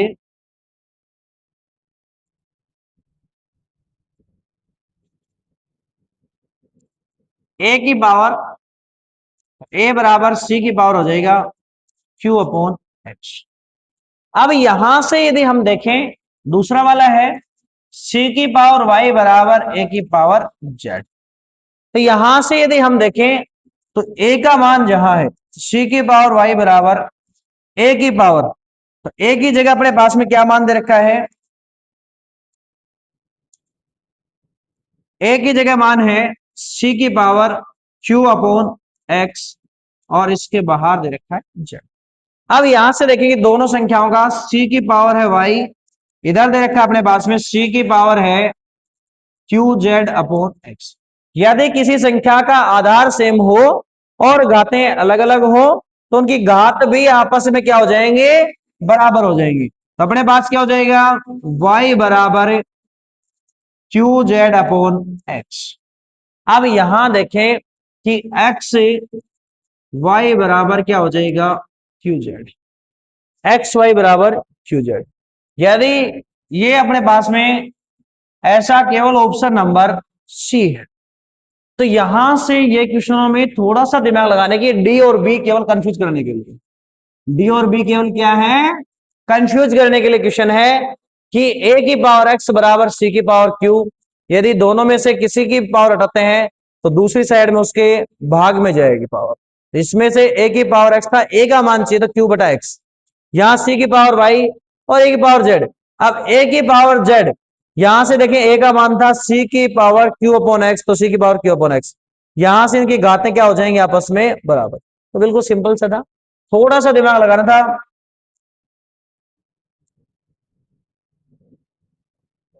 अब ये क्वेश्चन दे रखा है सेम, ये क्वेश्चन एक बार रिपीट हुआ क्वेश्चन है शायद रीट में, रीट में ये क्वेश्चन पूछा गया था कि हम इस क्वेश्चन को सरल करें तो कैसे करें, कौन सा ऑप्शन होगा। यहां से यदि हम बात करें कि यहां अपने को दे रखा है अब, तो यहां से इनको यदि इधर रख लें तो ये वाला अपने पास बन सकता है। इसका मतलब एक्स माइनस दो बराबर दो की पावर दो बटा तीन प्लस दो की पावर एक बटा तीन। अब यदि दोनों पक्षों का यदि मैं क्यूब कर दूं, देखो यहां क्यूब कर रखा है तो इसका मतलब दोनों पक्षों क्या कर दें, क्यूब कर दें। जैसे ही मैं यहां से क्यूब करता हूं तो ये अपने पास में हो जाएगा एक्स क्यूब माइनस, फिर यहां देखें बी का क्यूब तो दो का क्यूब, फिर माइनस तीन एक्स और दो एक्स माइनस दो।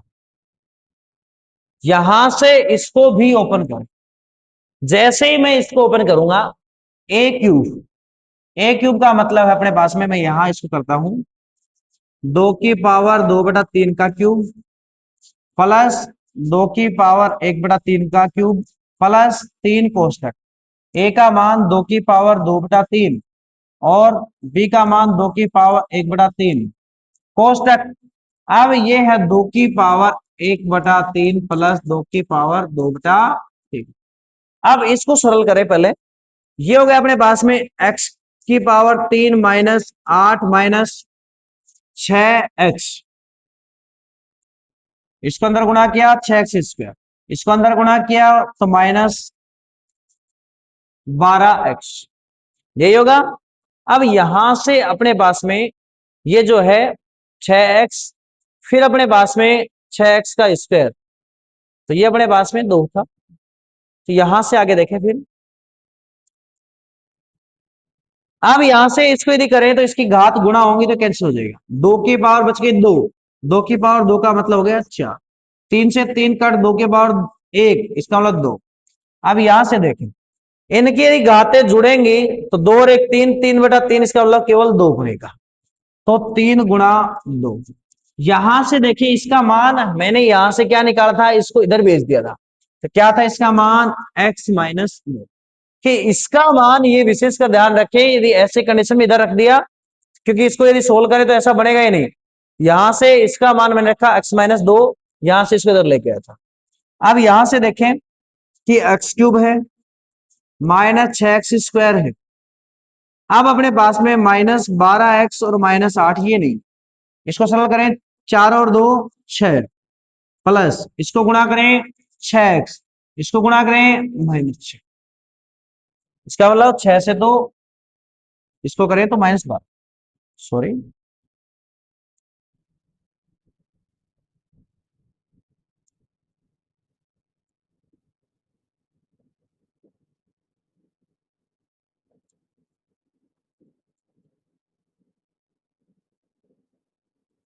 ये आएगा अपने पास में,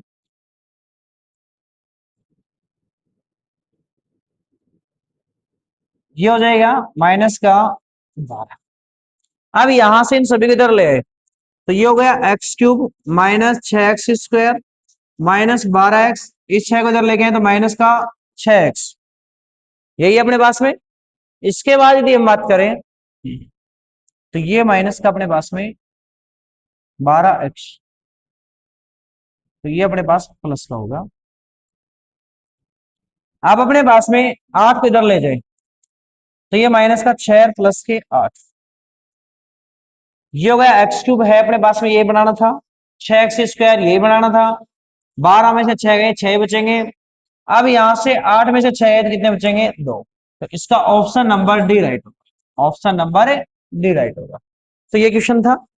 इसमें आप ध्यान रखें कि इसको इधर ले जाने के बाद में क्यूब करना था, फिर आपको ये स्टेप ध्यान में रखनी होगी, इसकी जगह x-2 रखना था। तो ये क्वेश्चन काफी अच्छा क्वेश्चन है। अब क्वेश्चन ने पूछा है कि p के किस मान के लिए द्विघात समीकरण, p के किस मान के लिए द्विघात समीकरण के मूल बराबर, मूल बराबर के लिए कंडीशन बताई थी व्यक्तिकरण में कि क्या होना चाहिए? b² - 4ac बराबर क्या होना चाहिए? सबसे पहले यहां से देखें ए का मान, ए का मान कितना दे रखा है? 4। बी का मान कितना दे रखा है? -2 कोष्टक p प्लस 1। सी का मान कितना दे रखा है? p plus 4। अब जो जो मान है वो इसमें रख दे और क्वेश्चन को सोल्व करें, अपना आंसर आ जाएगा। यहां से देखें कि b² तो -2 कोष्टक p प्लस 1 का होल स्क्वायर, -4 गुणा ए का मान 4, सी का मान p प्लस 4 बराबर जी। यदि इसको सरल करें तो क्या हो जाएगा? 4 कोष्टक p प्लस 1 का होल स्क्वायर माइनस 16 कोष्टक p प्लस 4। अब यहां से देखें तो 4 कोष्टक p², ये हो जाएगा 2p, तो ये हो जाएगा 8p, फिर 1 तो ये हो जाएगा 4 माइनस, इसको यदि गुणा करें तो 16p माइनस 16 चौक 64। अब यहां से इसको सरल करें तो अपने पास में हो गया 4p का स्क्वायर, 16 में से 8 गए तो अपने पास में बचेंगे 8 माइनस के, ये अपने पास में हो गए 60। अब सभी में 4 का भाग जाता है, इस समीकरण को और सरल कर सकते हैं। p² - 4p और माइनस के 15, 4 का भाग देंगे 2। ऐसी संख्या देखें जिनको गुणा करें तो 15 और जोड़े घटाए तो अपने पास में आना चाहिए 2। तो वो संख्या हम यहां से कर सकते हैं p² - 5p plus 3p minus 15। इनमें से कॉमन आएगा p तो p माइनस 5, इनमें से कॉमन आएगा 3 तो p माइनस 5, एक हो गया p प्लस 3, एक हो गया p माइनस 5। तो अपने पास में p का मान आ गया एक तो -3, एक आ गया 5। अब कौन कौन सा ऑप्शन है? तो 3 है इसमें, तो 3 तो होगा ही नहीं प्लस का, 5 ये था। तो ऑप्शन बी इसका राइट होगा। यहां केवल आपको कंडीशन याद करनी थी, वैल्यू रखने के बाद में क्वेश्चन सोल्व हो जाएगा।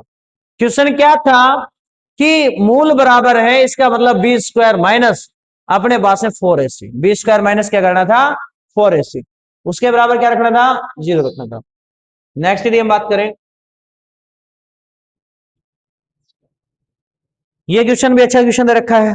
अब यहां से यदि हम बात करें तो ये इस क्वेश्चन के अंदर आपको इस समीकरण के मूल दे रखे हैं।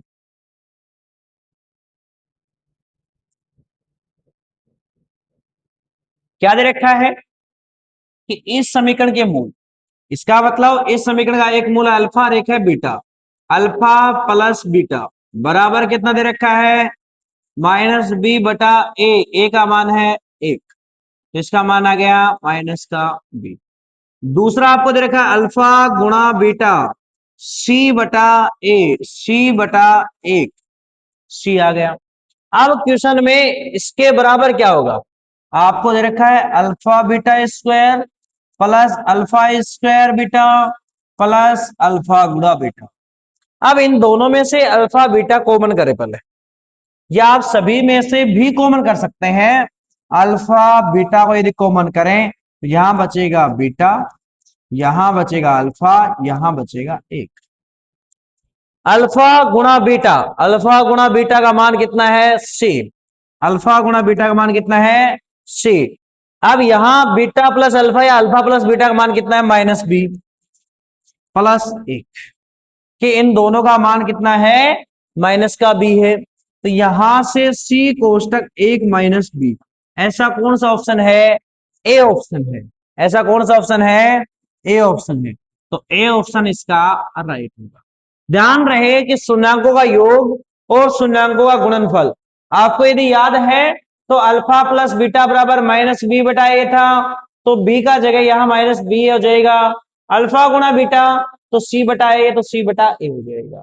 अब इसमें से पूछा गया था, तो इन दोनों में से ध्यान रहे कि यहाँ पूरे समीकरण में से अल्फा गुणा बीटा कॉमन हो सकता है।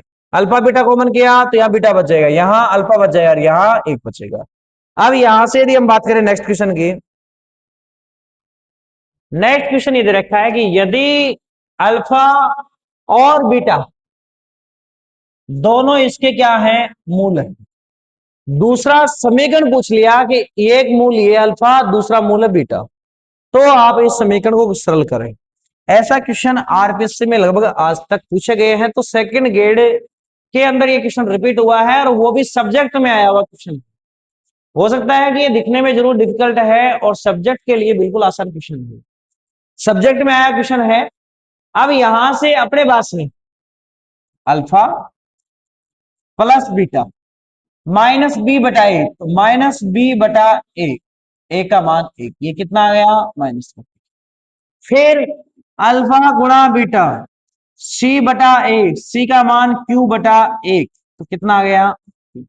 अब क्वेश्चन में ध्यानपूर्वक पढ़े कि यहां से ये आपको क्या दे रखे थे? एक मूल पूरा ये है दूसरा समीकरण का, और दूसरा मूल आपके पास में ये है कि एक तरह से ये पूरा अल्फा है, ये पूरा बीटा है। इनका जोड़ करें, दूसरे समीकरण के लिए इनका क्या करना है? जोड़। जोड़ करेंगे तो अपने पास में alpha square plus alpha beta plus beta square plus alpha beta, यही होगा। अब इसके लिए द्विघात समीकरण पूछा था। क्या पूछा था इसके लिए? द्विघात समीकरण माइनस एक्स प्लस इन दोनों का गुणा, तो दोनों का गुणा alpha square plus alpha beta और गुणा में बीटा। इसको सरल करें तो ये तो गया एक्स स्क्वायर माइनस, यहां से यदि हम इसको सरल करें तो ये अपने पास में क्या हो गया? देखो alpha square plus beta square plus, देखें alpha square plus two alpha beta plus beta का स्क्वायर।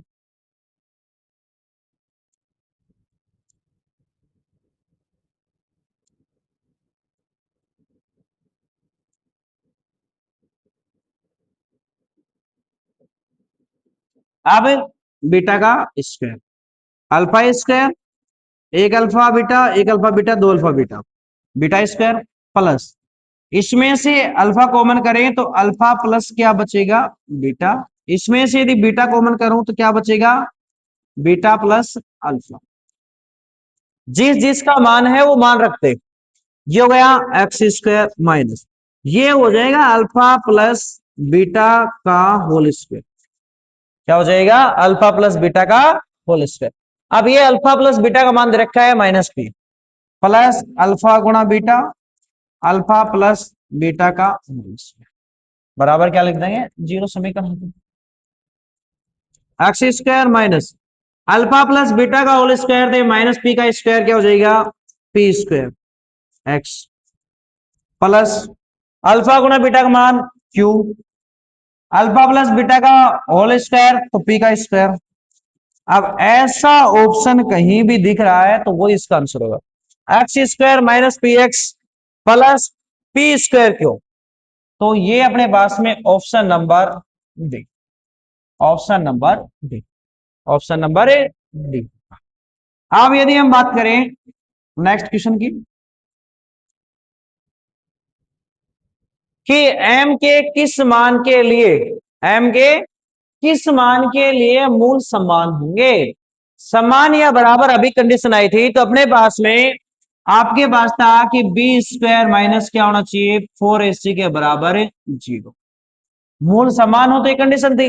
अब यहां से a का मान, तो इस समीकरण में a मतलब x का गुणांक, एक्स का गुणांक क्या है? एक। बी मतलब x का गुणांक m, सी अचर पद। अब यदि यहां से हम बात करें, इसके अंदर यदि मान रख दें तो ए का मान 1, बी का मान m, तो m स्क्वायर माइनस 4 गुणा 1 गुणा सी का मान 9 बराबर 0। एम स्क्वायर माइनस 4 को 9 से गुणा करें तो कितना आएगा 36 बराबर 0। अब यहां से एक बार प्लस में एक बार माइनस में, तो m बराबर हो गया एक बार तो प्लस का और एक बार माइनस का। अब ऐसा कई ऑप्शन में है तो ऐसा ऑप्शन केवल डी, ऐसा ऑप्शन केवल डी, तो डी ऑप्शन इसका राइट होगा, डी ऑप्शन इसका राइट होगा। नेक्स्ट यदि हम बात करें, नेक्स्ट में इससे इसका भाग दिया जाता है तो इसने बोल रहा है कि इसका शेषफल के बचता है। यदि इसमें किसका भाग दिया जाए x माइनस 2 का, शेषफल के बचता है तो के का मान ही ज्ञात है। मैंने बताया कि जिसका यदि आप जो भाग दे रहे हैं तो सबसे पहले उसके बराबर 0 रखें, सबसे पहले उसके बराबर क्या रखें 0।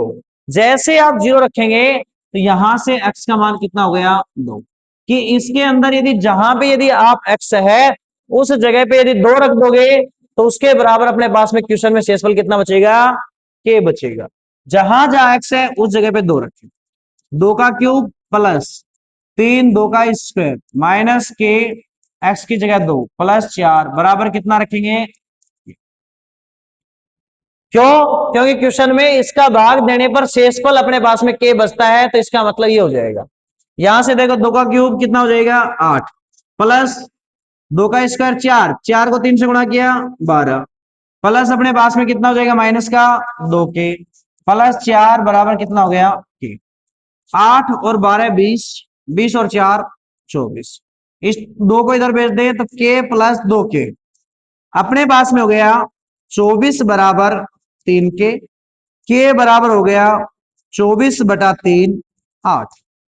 अब ऐसा ऑप्शन में ऐसे क्वेश्चनों को मैंने बार बार बता रहा हूं कि यदि भाग में आ रहा है या फिर इसका गुणनखंड बोला जाए तो आप उसके बराबर 0 रखें, 0 रखने पर x का मान आ जाएगा और वो x का मान इस बहुपद में रखें, रखने पर यदि भाग पूरा जाता है तो 0 बचेगा।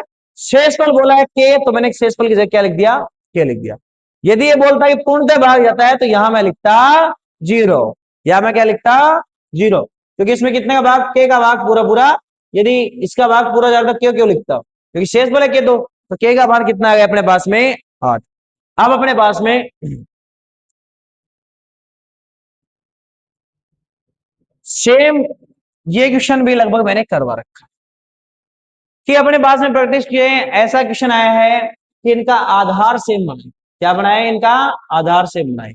जब आधार इनका सेम बनाए इसका मतलब है कि ये अपने पास में 3 की घात x माइनस वाई बराबर 27 को लिख सकते हैं, 3 की घात 3, तो ये हो गया x माइनस वाई बराबर हो गया 3। इसी प्रकार से यदि यहां से देखें x प्लस